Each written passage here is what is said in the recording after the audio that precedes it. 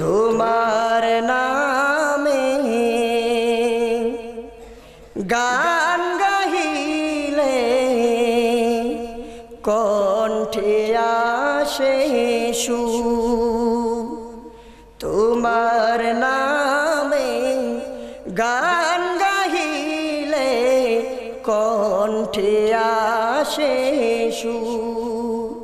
তোমার নামে আজান শুনে রাত্রি যে হয় ভোর। আলহামদুলিল্লাহি নাহমাদুহু ওয়া নাস্তাঈনুহু ওয়া নাস্তাগফিরুহু ওয়া নু'মিনু বিহি ওয়া নাতাওয়াক্কালু আলাইহি ونعوذ بالله من شرور أنفسنا ومن سيئات أعمالنا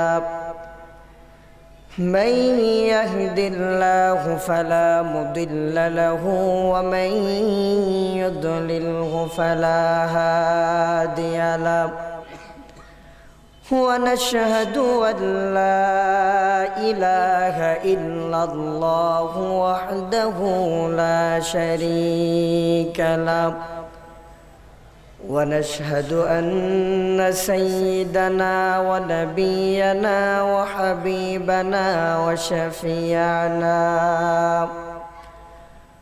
ومولانا محمدا عبده ورسوله الذي أرسله بالحق بشيرا ونذيرا وداعيا إلى الله بإذنه وسراجا منيرا فقد قال الله تعالى في كلامه المجيد وفرقانه الحميد أعوذ بالله من الشيطان الرجيم بسم الله الرحمن الرحيم والعصر إن الإنسان لفي خسر إلا الذين آمنوا وعملوا الصالحات وتواصوا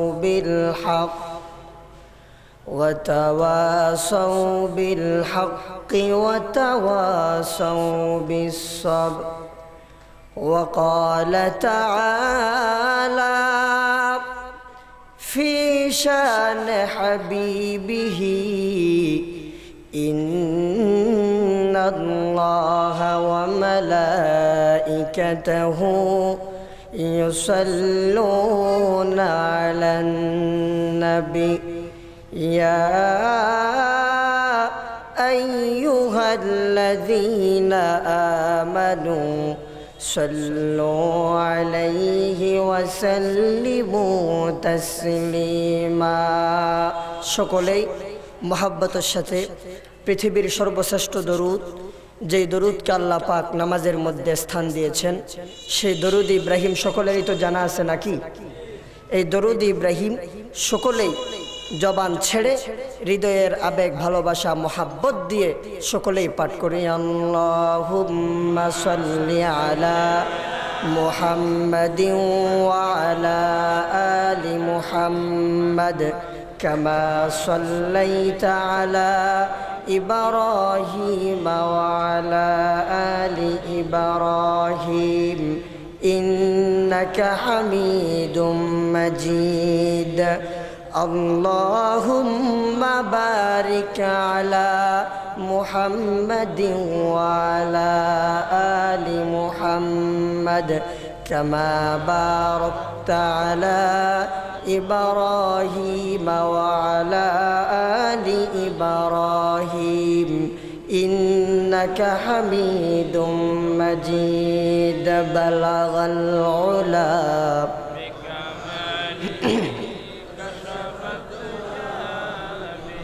حسنت جميع خصاله अरेक्टु मोहब्बत बलागल उलाम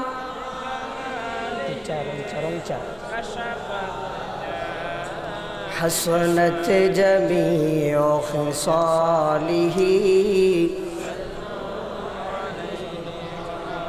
रहे मेरे मस्कन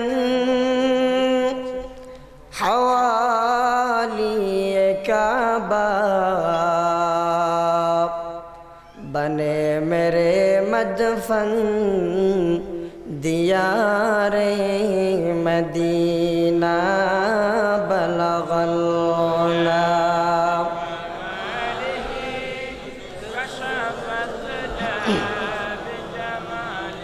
हसनत जमीउ खिसालिही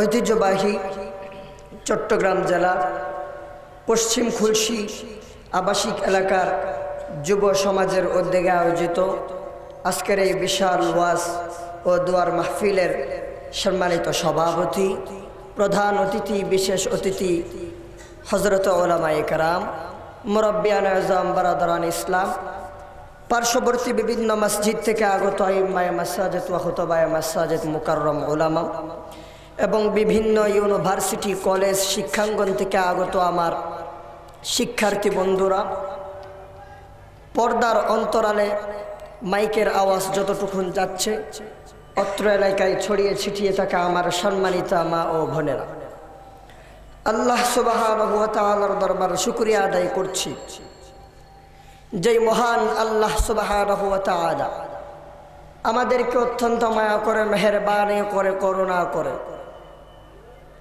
পৃথিবীতে ইসলাম ও মুসলমানদের চরম দুর্দিনে, যেই সময় তামাম পৃথিবীর নাস্তিক বেঈমানেরা একজোট হয়ে তামাম পৃথিবী থেকে মুসলমান এবং ইসলামকে নিশ্চিহ্ন করে দেওয়ার চেষ্টা করতেছে, ঠিক কিনা বলেন? যেই সময় বাংলাদেশের তাফসীর মাহফিল থেকে বক্তা চলে যাওয়ার সময় গুলি করা হয়, তাফসীরুল কোরআন মাহফিল থেকে বক্তাকে গ্রেফতার করা হয়, যেই সময় বাংলাদেশের হাইকোর্ট চত্বরে সরস্বতীর পূজা করা হয়, সেই সময়ে যে আল্লাহ সুবহানাহু ওয়া তাআলা আমাদেরকে দুনিয়ার জমিনে জান্নাতের বাগানে উপস্থিত হওয়ার জন্য, কোরআন থেকে কথা বলার এবং কথা শোনার জন্য যে আল্লাহ সুবহানাহু ওয়া তাআলা তৌফিক দান করেছেন, সেই আল্লাহর দরবারে সকলেই হৃদয়ের আবেগ, ভালোবাসা উজাড় করে দিয়ে রাতের নিস্তব্ধতাকে ভঙ্গ করে মন প্রাণ খুলে আকাশ বাতাস মুখরিত করে উচ্চ আওয়াজে শুকরিয়া আদায় করছি, আলহামদুলিল্লাহ। আরেকটু আওয়াজ দেয়া বলি আলহামদুলিল্লাহ। এবং লক্ষ কোটি দরুদ ও সালাম পেশ করছি মানবতার মহান শিক্ষক সৈয়দুল মুরসালিন, খাতামুন নবিয়্যিন, ইমামুল আম্বিয়া, রাহমাতুল লিল আলামিন, বিশ্বনবী জনাবে মুহাম্মদ রাসূলুল্লাহ সাল্লাল্লাহু আলাইহি ওয়াসাল্লামের উপর, যাকে আল্লাহ সুবহানাহু ওয়া তাআলা এই তামাম পৃথিবীতে সর্বশ্রেষ্ঠ এবং সর্বশেষ কিতাব কোরআনুল কারীম দিয়ে এই দুনিয়ার জমিনে পাঠিয়েছেন। এই মাহফিল কোরআনের মাহফিল। কোরআনটা নাজিল করেছেন কে? আরেকটু জোরে বলেন কে? আমাদেরকে দুনিয়াতে পাঠিয়েছেন কে? আমাদেরকে কোরআনের কথা বলার জন্য হুকুম করেছেন কে? তাহলে এই কোরআনের কথা বলতে গিয়ে যদি কোরআন আমার বিরুদ্ধে বক্তব্য দেয়, মেনে নিতে রাজি আছেন? জোরে কোন রাজি আছেন? আমি যদি সুদ খাই, কোরআন যদি সুদের বিরুদ্ধে বয়ান দেয়, শুনতে রাজি আছেন? আমি যদি জেনা করি, কোরআন যদি জেনার বিরুদ্ধে বয়ান দেয়, শুনতে রাজি আছেন? তাহলে কোরআনের আলোচনা করতে তো কোনো বাধা নাই। জোরে কোন আছে? আলোচনা হবে সরাসরি কোরআন থেকে, আমি কোনো দলীয় এজেন্ডা বাস্তবায়ন করার জন্য এই চেয়ারে বসি নাই। বাংলাদেশের কোনো আলেম উলামা দলীয় বক্তব্য দেওয়ার জন্য এই চেয়ারে বসে না, বরং এই চেয়ারে বসে কোরআনের মেসেজগুলা জনগণকে দেওয়ার জন্য। ঠিক কিনা বলেন? সম্মানিত উপস্থিতি,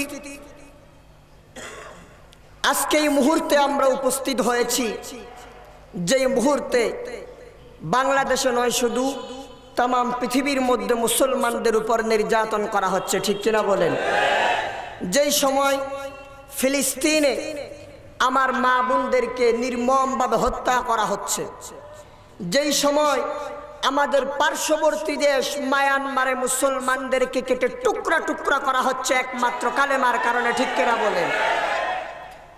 আহারে মুসলমান, আজকে আমরা নামের মুসলমান মাত্র হয়েছি, আমাদের মাঝে কোনো কাজই নাই। ইমানদার তো সেই ব্যক্তি, যদি একজন ইমানদার বাংলাদেশে থাকে, মায়ানমারে হোক, কাশ্মীরে হোক, আফগানিস্তানে হোক, পাকিস্তানে হোক, যেখানে আমার মুসলমান একজন মুমিনের উপর আঘাত হানবে, সে আঘাত আমার গায়েও লাগবে। ঠিক কিনা বলেন? কিন্তু আজকে আমরা বলি আমাকে তো মারে নাই, সেই দেশে মারতেছে, এখনো আমাদের বাংলাদেশ ঠিক আছে, ওদের নিয়ে নাক গলানোর আমাদের কোনো প্রয়োজন নাই, এরকম কথা বলে কিনা? আল্লাহ পাক আমাদেরকে সহি বুঝদান করুক, সকলে বলুন আমিন। কোরআন থেকে আমি সর্বশেষ পারা 30 পারা থেকে আপনাদের সামনে একটি ছোট্ট সূরা আমি তেলাওয়াত করেছি। এই সূরাটার নাম হচ্ছে সূরা আসর। সূরার নাম কি?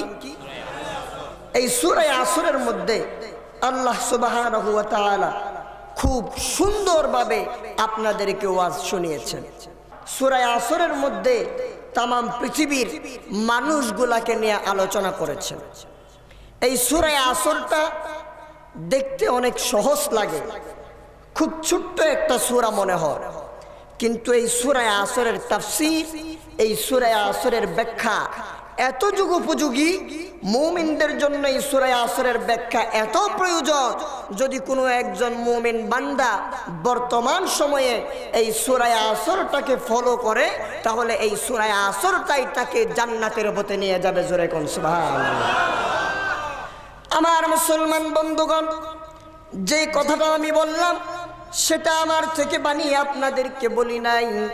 দুনিয়ার জমিনে আমরা মুসলমানেরা 4 জন প্রসিদ্ধ ইমামকে অনুসরণ করি।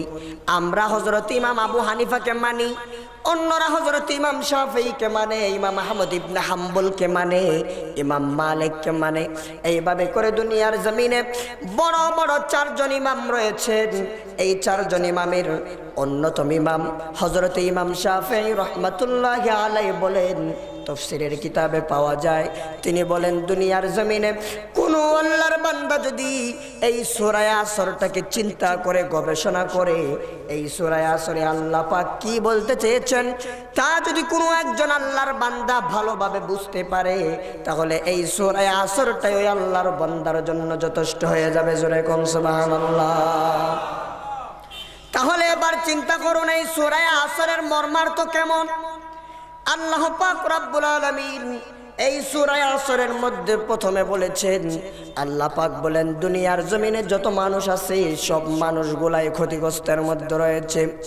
আল্লাহ রব্বুল আলামিন বলেন, ও আমার নবী, দুনিয়ার জমিনে সমস্ত মানুষগুলা ক্ষতিগ্রস্ত, কিন্তু এই সূরার মধ্যে আমি আল্লাহ পাক মানুষগুলার জন্য 4টা গুণাবলী দিয়া দিলাম।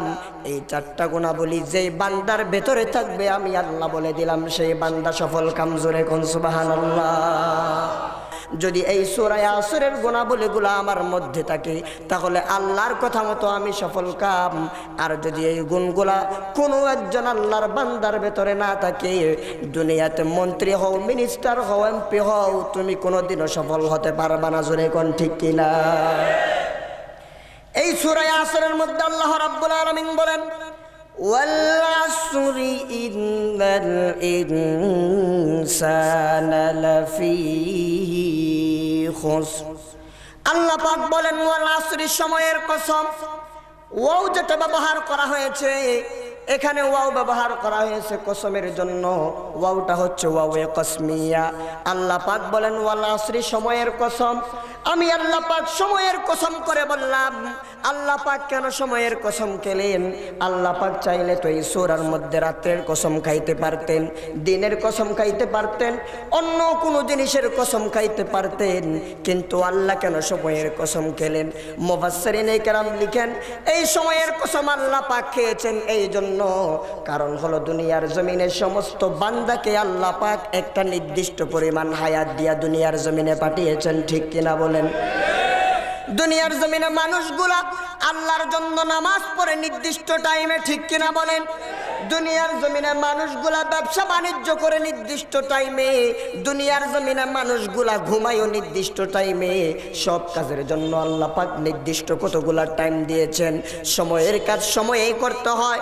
যেই ব্যক্তি সময়ের কাজ সময়ে না করে সময়ের জন্য ফেলে দিবে, আল্লাহ পাক রব্বুল আলামিন বলেন সেই ব্যক্তি কোনোদিনও বুদ্ধিমান ব্যক্তি হতে পারে না।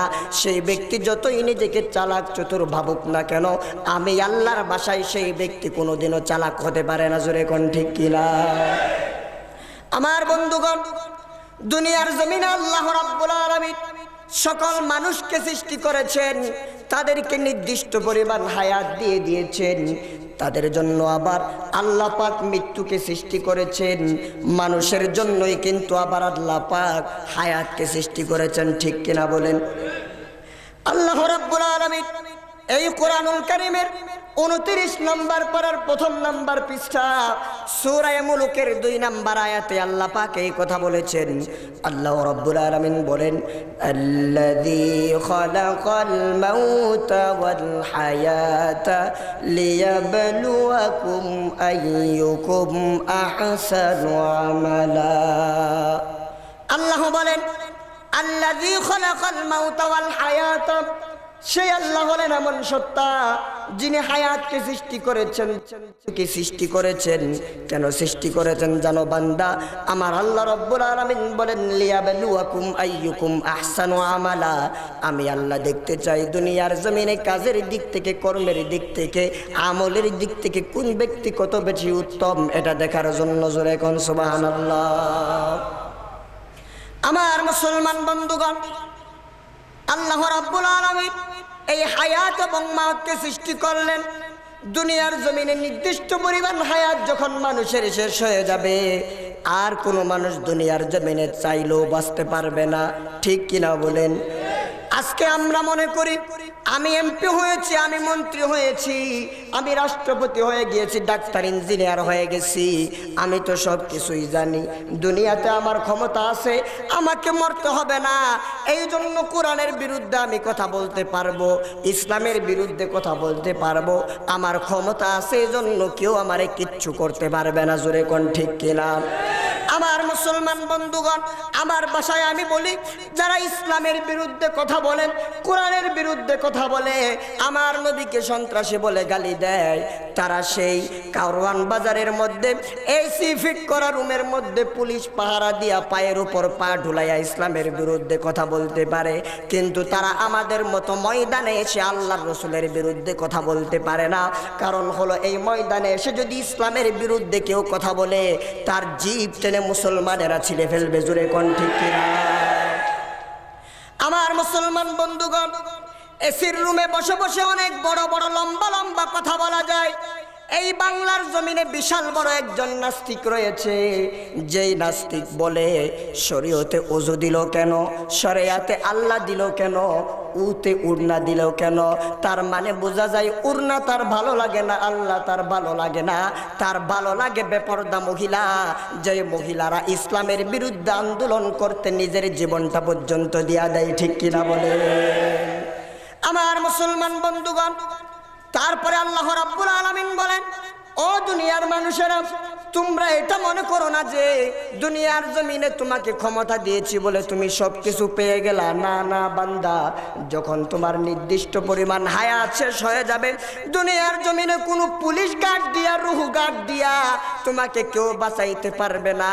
নির্দিষ্ট পরিমাণ হায়াত শেষ হওয়ার সাথে সাথে আমি আল্লাহ নিয়ে আসবো। আমার বানানো বক্তব্য নয় মুসলমানেরা, কোরআন থেকে শুনুন। কোরআনুল কারীমের 14 নম্বর পারার সূরা নাহলের মধ্যে আল্লাহ পাক রব্বুল আলামিন বলেন, ফাইদা জাআ আজালুহুম লা يستأخرون ساعة ولا يستقدمون আল্লাহ রাব্বুল আলামিন বলেন এ দুনিয়ার মানুষ فإذا جاء أجلهم যখন তোমাদের নির্দিষ্ট পরিমাণ হায়াত শেষ হয়ে যাবে লা ইস্তাখিরুনা সাআতান ওয়ালা ইস্তাকদিমুন আমি আল্লাহ রাব্বুল আলামিন তোমাদেরকে যে নির্দিষ্ট পরিমাণ হায়াত দিয়েছিলাম সেই নির্দিষ্ট পরিমাণ হায়াত থেকে এক সেকেন্ডও আমি আল্লাহ কমিয়ে নিব না সেই নির্দিষ্ট পরিমাণ হায়াত থেকেও আমি আল্লাহ এক সেকেন্ডও বাড়িয়ে নেব না আমার কাছে নিয়ে আসবো বান্দা এই জন্য দুনিয়ার জমিনে যতদিন বেঁচে থাকবা ইবাদত করবা আমার সিজদা দিবা আমারে কোরআনকে মানবা ইসলামকে মানবা নবীকে মানবা আল্লাহর সাথে কাউকে শরীক করব না আল্লাহকে ছাড়া অন্য কাউকে সিজদা দিবা না আল্লাহর নবীকে শেষ নবী হিসাবে মেনে নিবা ইসলামকে তোমাদের সর্বোচ্চ জীবন ব্যবস্থা হিসাবে মেনে নিবা জোরে কোন সুবহানাল্লাহ কিন্তু আমার মুসলমান বন্ধুগণ বড়ই দুঃখ লাগে যখন বাংলাদেশের মধ্যে কিছু আলেম নামদারি ভণ্ড আমার আল্লাহর সাথে তাদের পীরকে মিলিয়ে পীরের পায়ে সিজদা দেয় জোরে কোন সালাদাই আল্লাহ পাকের ভাষায় কোরআনুল কারীম থেকে শুনুন কোরআনুল কারীমের সূরা নিসা 5 নম্বর পারার 8 নম্বর পৃষ্ঠা আল্লাহ রাব্বুল আলামিন বলেন ও মুসলমানেরা ও আমার বান্দারা দুনিয়ার জমিনে আমি আল্লাহ সব কিছু সহ্য করতে পারি কিন্তু যেই ব্যক্তি আমি আল্লাহর সাথে শরীক করলো তার পীরকে আমি আল্লাহর সাথে মিলিয়ে দিল তাদের মূর্তিকে আমি আল্লাহর সাথে মিলিয়ে দিল তাদের এমপি মন্ত্রীকে যখন আমি আল্লাহর সাথে মিলিয়ে দেই সেইটা আমি আল্লাহ সহ্য করতে পারি না রে বান্দা তুই যত গুনাহ করিস না কেন আমি আল্লাহর যদি মায়া হয় আমি আল্লাহর যদি করুণা হয় আমি আল্লাহ সব গুনাহ মাফ করে দিব রে বান্দা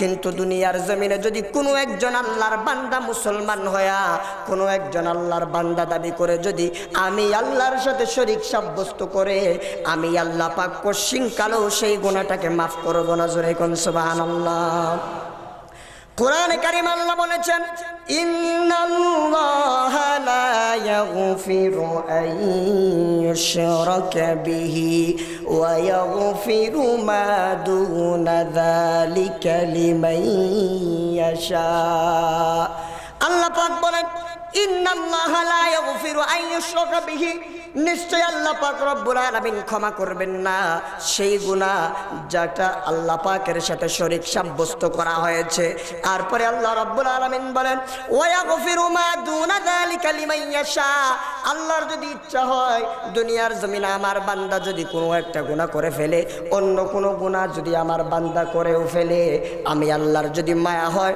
আমি আল্লাহর যদি করুণা হয় তাহলে সব গুনাহ আমি আল্লাহ মাফ করে দেব জোরে কোন সুবহানাল্লাহ আমার মুসলমান বন্ধুগণ কিন্তু আজকে দুঃখের বিষয় আফসোসের বিষয় বর্তমানে আমি কোনো রাজনৈতিক বক্তব্য দিচ্ছি না খোদার কসম কোরআনের কথা বলতেছি বর্তমানে হাইকোর্ট চত্বরে গ্রিক দেবীর মূর্তি স্থাপন করা হয়েছে আমি গতকালকে ঢাকার থেকে আসার সময় দেখলাম ওই গ্রিক দেবীর মূর্তিটার মধ্যে হাতে রয়েছে দাড়িপাল্লা সেটা মিজান আল্লাহ পাক রব্বুল আলামিন এটা ইনসাফের প্রতীক না এর প্রতীক হিসাবে দিয়েছেন কিন্তু এই দাড়িপাল্লা হাইকোর্টের মধ্যে এমন একটা মূর্তির হাতে দিয়া দিল যে মূর্তিটা কোনো পুরুষ না সেই মূর্তিটা হলো মহিলার মূর্তি জুড়ে কন্যা নাউজুবিল্লাহ আরে ভাই এদের কথা কি বলবো আমাদের মতো কিছু নামধারী আলেম কিছু ভণ্ড মুনাফিক এই সমস্ত মূর্তিগুলা মোনাজাত কইরা উদ্বোধন করে জুড়ে কন্যা নাউজুবিল্লাহ আজকে মুসলমানদের সময় এসেছে এদেরকে ধরে এদের থেকে আল্লাহর রাসূলের সুন্নাত আল্লাহর রাসূলের সুন্নাত টুপি মাথার থেকে নিয়ে তাদের পাঞ্জাবি খুলে নিয়ে এদেরকে জুতা পিটা করে দাদার দেশে পাঠাই দেওয়া ঠিক কিনা বলে এরা নামে মাত্র মুসলমান এরা কোনোদিনও মুসলমান হতে পারে না যারা মূর্তির নামে মান্যত করে যারা মূর্তি উদ্বোধন করে মোনাজাত করে ঠিক কিনা বলেন কেমন মুসলমান আজকে রাস্তার মুড়ে মুড়ে প্রত্যেকটা মুড়ে মুড়ে মূর্তি রাখা ভালো না খারাপ জোরে কোন ভালো না খারাপ কিন্তু আজকে আমরা এটা একটা গ্রেভিটি মনে করি আমরা স্মার্ট মূর্তি স্থাপন করেছি এটার বিরুদ্ধে মৌলানারা কথা বললে এরা বলে আরে মৌলানা তো গাইয়া মৌলানা আনস্মার্ট মৌলানারা আধুনিক না এরা কিচ্ছু বুঝে না আমি বলতে চাই মৌলানারা সবচাইতে আধুনিক। মৌলানারা যদি স্মার্ট হতে চাইতো তাহলে তোমরা স্মার্ট দেখাইতে পারতা না, তোমরা আধুনিক হতে পারতা না। মৌলানারা তোমাদেরকে সুযোগ করে দিয়েছে বিদায় তোমরা আজকে আধুনিক হইতে পেরেছো, ঠিক কিনা বলে? কোন সাহসে তুমি আলেমদের বিরুদ্ধে কথা বলো? আমার মুসলমান বন্ধুগণ, আল্লাহ রাব্বুল আলামিন সময়ের কসম খেলেন। সময়ের কসম খাওয়ার পরে আল্লাহ রাব্বুল আলামিন বলেছেন, ইন্নাল ইনসানা লাফি খুসর। আল্লাহ রাব্বুল আলামিন হরফে মুশাব্বাহা বিল ফাইল দিয়ে বলেছেন, নিশ্চয় নিশ্চয় দুনিয়ার জমিনের মানুষগুলা ক্ষতির মধ্যে নিমজ্জিত রয়েছে। আল্লাহ রাব্বুল আলামিন যেটাকে ক্ষতি বলেছেন সেটা সাধারণ কোনো ক্ষতি না রে মানুষ। আল্লাহ পাক যেই ক্ষতির কথা বলেছেন এটা হচ্ছে বিরাট ক্ষতি, আর আল্লাহ পাক যেখানে সফলতার কথা বলেছেন এটা হচ্ছে বিরাট সফলতা। আমার মুসলমান বন্ধুগণ, এবার আপনারা জিজ্ঞেস করতে পারেন আল্লাহ পাক কেন আমাদেরকে ক্ষতিগ্রস্ত বললেন? আমরা তো এশারের নামাজ পড়লাম, কোরআনের মাহফিলে আসলাম কোরআন থেকে বয়ান শোনার জন্য, আল্লাহকে সিজদা দেই, আল্লাহর নবীকে শেষ নবী মানি, ইসলামকে পরিপূর্ণ জীবন ব্যবস্থা হিসাবে মেনে নিলাম। তারপরেও কেন আল্লাহ আমাদেরকে ক্ষতিগ্রস্ত বললেন? ও আমার মুসলমানেরা, আপনাদেরকে জিজ্ঞেস করতে চাই, এই বাংলাদেশে নয় শুধু তামাম পৃথিবীতে কোরআনের পক্ষের মানুষ যেমন আছে, কোরআনের বিপক্ষের মানুষ আছে না নাই? জোরে কোন আছে না নাই? এই বাংলার জমিনে কোরআনের মাহফিলের পক্ষে কিছু মানুষ আছে, আর কিছু মানুষ আছে যাত্রা পালার পক্ষে, ঠিক কিনা বলেন? ডিসেম্বরের শেষ তারিখ 31 নাইট উদযাপন করে বাংলাদেশের মুসলমানেরা কক্সবাজার সমুদ্র সৈকতে গিয়া তরুণ তরুণী এমন ভাবে নিজেদেরকে প্রদর্শন করে, তারা এটা জানাই দেয় যে একটা বছর চলে গেল আর একটা বছর আসলো, এজন্য আমি আমার নিজের জীবনটাকে উপভোগ করতেছি, আরেকটা বছরকে সেলিব্রেট করতেছি। আসলে এরা বুঝে না, এরা হলো মূর্খ। কোরআন হাদিসের জ্ঞান না থাকার কারণে এরা চিন্তা করে না যে আমার জীবন থেকে তো 1 বছরের হায়াত চলে গেল, আমি কি করলাম? এই হায়াতের মধ্যে 1 বছরের মধ্যে আমি গুনাহের কাজ কতটুকুন করলাম আর সওয়াবের কাজ কতটুকুন করলাম, এই হিসাব না কইরা তাদের নতুন বছরের গুনাহকে নতুন করে তাদের হিসাবের খাতায় লেখার জন্য কক্সবাজার সমুদ্র সৈকতে গিয়া বেহায়াপনা করে, ঠিক কিনা বলে? দেখবেন সেইখানে কোনো বাধা নাই, কোরআনের মাহফিলে হলে বাধা, ঠিক কিনা কর? আমার মুসলমান বন্ধুগণ, এই জন্য আল্লাহ রাব্বুল আলামিন বলেন, যে মানুষগুলা 31 নাইট পালন করে ইসলামকে মানে না, ইহুদিদের ধর্মগুলাকে মেনে নেয়, নাস্তিকদের সংস্কৃতিকে মেনে নেয়, এই মানুষগুলাই হচ্ছে ক্ষতিগ্রস্ত। কারণ হলো আমি আল্লাহ কোরআনুল কারীমের মধ্যে বলে দিয়েছি, ও মুসলমানেরা, ইহুদি নাস্তিকদেরকে তোমরা বন্ধু বানিও না। কারণ হলো এরা কোনোদিনও তোমাদের বন্ধু হতে পারে না, এরা নামে মাত্র তোমাদের বন্ধু। এই জন্য তারা যখনই সময় পায় তখনই মুসলমানদের বিরুদ্ধে ষড়যন্ত্র করে, ঠিক কিনা বলেন? আমার বানানো কথা নয়, কোরআনুল কারীম থেকে আপনি শুনুন। কোরআনুল কারীমের 6 নম্বর পারার 16 নম্বর পৃষ্ঠা সূরা মাইদার 51 নম্বর আয়াত আল্লাহ রাব্বুল আলামিন বলেছেন, ইয়া আইয়ুহাল্লাযীনা আমানু লা তাত্তাখিযুল ইয়াহুদা ওয়ান নাসারা আউলিয়া বা'দুহুম আউলিয়াউ বা'দ। আল্লাহ পাক বলেন, ইয়া আইয়ুহাল্লাযীনা আমানু, হে ঈমানদারেরা, লা তাত্তাখিযু, তোমরা বন্ধু বানিও না, বন্ধুরূপে গ্রহণ করো না, আল ইয়াহুদা ওয়ান নাসারা আউলিয়া, এই সমস্ত নাস্তিক বেঈমান যারা আছে, ইহুদি নাসারা যারা আছে, এদেরকে মুসলমানেরা কোনোদিনও বন্ধু বানিও না। কারণ হলো আল্লাহ বলেন, বা'দুহুম আউলিয়াউ বা'দ, এরা কোনোদিনও মুসলমানদের বন্ধু হতে পারে না, বরং এরা মুসলমানদের সাথে থেকে থেকে কোরআনের বিরুদ্ধে আইন করে, জোরে কোন ঠিক কিনা? আল্লাহ রাব্বুল আলামিন এই আয়াতের শেষ অংশে গিয়া আপনাদেরকে মেসেজ দিয়েছেন। কেন বললাম জানো? তাদের সাথে বন্ধুত্ব না করার জন্য। কারণ হলো তারা ইহুদি, তারা নাসারা, তারা কোরআনকে মানে না, ইসলামকে মানে না। আর আমি আল্লাহ তাদের কপালে হেদায়েত রাখি নাই। আল্লাহ বলেন, ইন্নাল্লাহা লা ইয়াহদিল কওমাজ জালিমিন। আল্লাহ বলেন, ও আমার মুসলমানেরা, ও আমার বান্দারা, নিশ্চয় আল্লাহ রাব্বুল আলামিন জালেমদেরকে কোনোদিন হেদায়েত দান করে না। এরা তোমাদের সাথে নাম কাওয়াস্তে বন্ধুত্ব করতে পারে। দেখবেন আমাদের সমাজে কিছু লোক আছে, আলেমদের সাথে থাকলে বলে, হুজুর আপনারা কেমন আছেন, আপনারা বড় শান্তিপ্রিয় মানুষ, কোরআনের কথা বলেন, আপনারা কোনোদিনও জঙ্গি হতে পারেন না। ঠিক কিনা বলেন? আবার যখন আমাদের সামনে থেকে চলে যায়, তাদের বন্ধুদের সাথে যখন আবার মিলিত হয়, তখন বলে, আরে বন্ধু, না না, আলেমদের সাথে মাত্র কিছুক্ষণ ঠাট্টা করলাম, বিদ্রুপ করলাম, এদের থেকে কথাগুলা বের করতেছি কিভাবে এদেরকে জঙ্গি বলে আটকানো যায়। জোরে কোন ঠিক কিনা? আল্লাহর কসম, এই চট্টগ্রামের খুলশির মুসলমানেরা কোরআন হাতে নিয়ে বলে যাচ্ছি, আল্লাহর কসম, বাংলাদেশে যদি আলেমদেরকে অনুসরণ করা হতো, কোরআনটাকে অনুসরণ করা হতো, এই বাংলাদেশটা সোনার দেশ হয়ে যেত। এই বাংলাদেশের মধ্যে আল্লাহর রহমত চলে আসতো। জোরে কোন ঠিক কিনা? কারণ হলো, এই কোরআন কোনোদিনও জঙ্গিবাদের পক্ষে কথা বলে না, এই কোরআন কোনোদিনও শান্তির বিপক্ষে কথা বলে না, বরং এই কোরআন জঙ্গিবাদের বিরুদ্ধে বয়ান দিয়া, শান্তির পক্ষে বয়ান দিয়া সমাজের মধ্যে শান্তি এনে দেয়। জোরে কোন সুবহানাল্লাহ। আমার মুসলমান বন্ধুগণ, এক কথা থেকে আরেক কথা চলে আসে। যারা আমাদেরকে জঙ্গি বলে, আমি আপনাদেরকে উদাহরণ দিয়া বুঝাই দেই জঙ্গি কারা, তারপর আপনারা বুঝে নিতে পারবেন। এই দুনিয়ার জমিনে আমরা যে মুসলমান, আমাদের মুসলমান জাতির পিতাকে, জোরে কর, আমাদের পিতাকে ইব্রাহিম আলাইহিস সালাতু ওয়াস সালাম। এটা আমরা বানিয়ে নেই নাই, আল্লাহ পাক নিজে আমাদের পিতা বানিয়ে দিয়েছেন। আল্লাহ পাক কোরআনে বলেন, মিল্লাতা আবিকুম ইব্রাহিম হুয়া সাম্মাকুমুল মুসলিমিন। আমার মুসলমান বন্ধুর ভালো করে খেয়াল করুন, আল্লাহ পাক বলেন, মিল্লাতা আবিকুম ইব্রাহিম, তোমাদের এই মুসলিম মিল্লাতের পিতা হলো হযরত ইব্রাহিম আলাইহিস সালাতু ওয়াস সালাম। হুয়া সাম্মাকুমুল মুসলিমিন।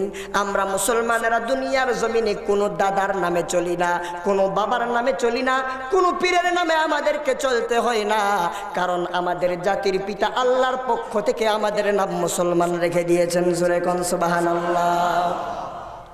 এই ইব্রাহিম আলাইহিস সালাতু ওয়াস সালামকে যখন আল্লাহ পাক দুনিয়ার জমিনে নবুয়ত দিয়া পাঠালেন, সেই সময়ে একজন জঙ্গি ছিল, সেই সময়ের একজন সন্ত্রাসী ছিল। তার নাম কি?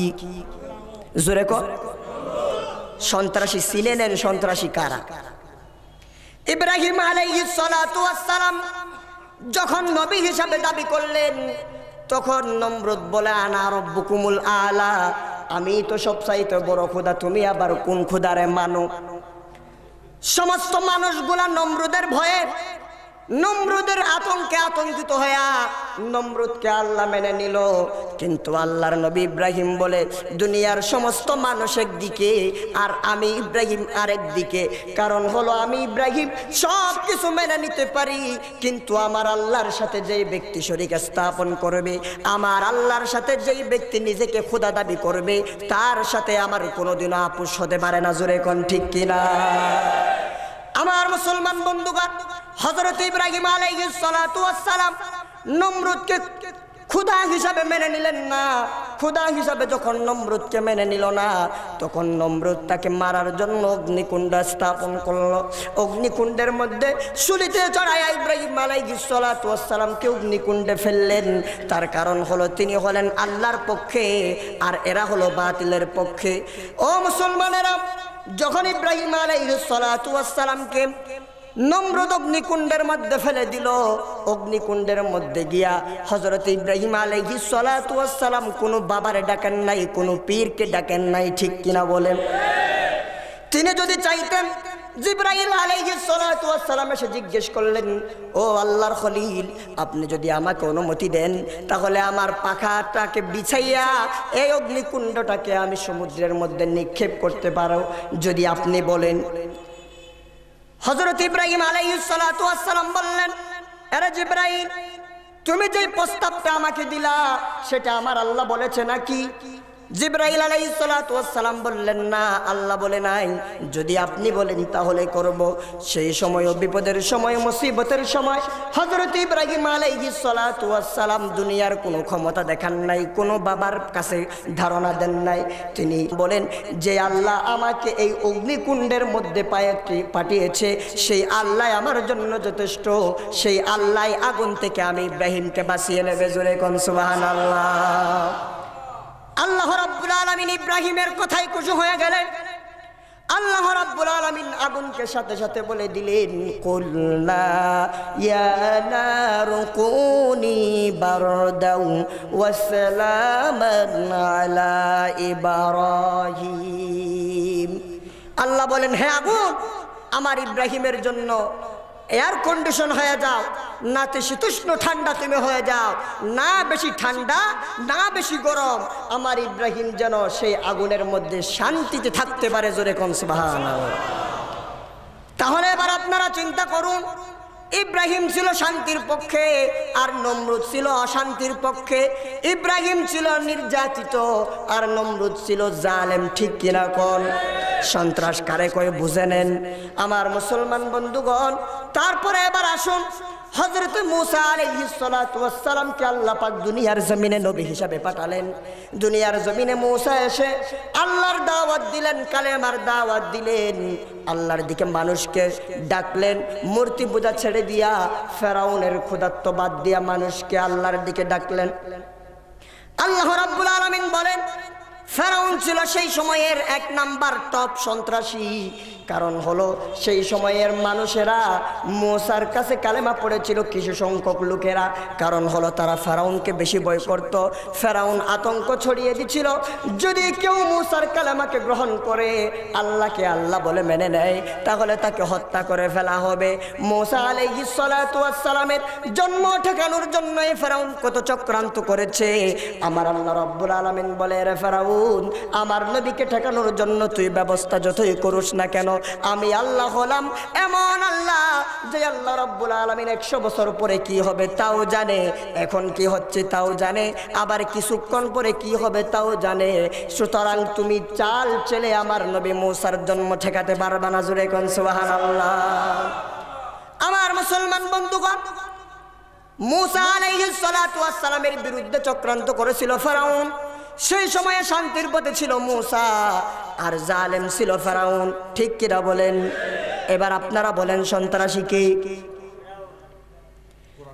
আমার মুসলমান বন্ধুগণ, হযরত মূসা আলাইহিস সালাতু ওয়াস সালামকে ফেরাউন এত সহজে মেনে নিতে পারল না, তার সাথে যুদ্ধ ঘোষণা করে দিল। আল্লাহ পাক রব্বুল আলামিন হযরত মূসা আলাইহিস সালাতু ওয়াস সালামকে বাঁচানোর জন্য সমুদ্রের মধ্যখান দিয়া রাস্তা করে দিলেন। আল্লাহ পাক রব্বুল আলামিন রাস্তাটা পার হওয়ার জন্য হযরত মূসা আলাইহিস সালাতু ওয়াস সালামকে নির্দেশ দিলেন।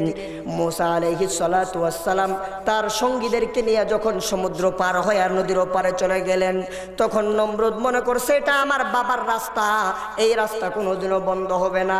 এই রাস্তা দিয়া যখন নমরুদ দৌড় দিল, আল্লাহ পাক রব্বুল আলামিন পানিকে বললেন, ও পানি, তুমি এখন মিলিত হয়ে যাও। জোরে কোন সুবহানাল্লাহ। ঘটনা অনেক লম্বা, কিন্তু আমি ছোট্ট ছোট্ট করে উদাহরণ দিয়ে শুধু টাচ দিয়ে যাচ্ছি। যারা কোরআনকে জঙ্গির কিতাব বলে, যারা আলেমদেরকে জঙ্গি বলে, এদেরকে বুঝ দেওয়ার জন্য।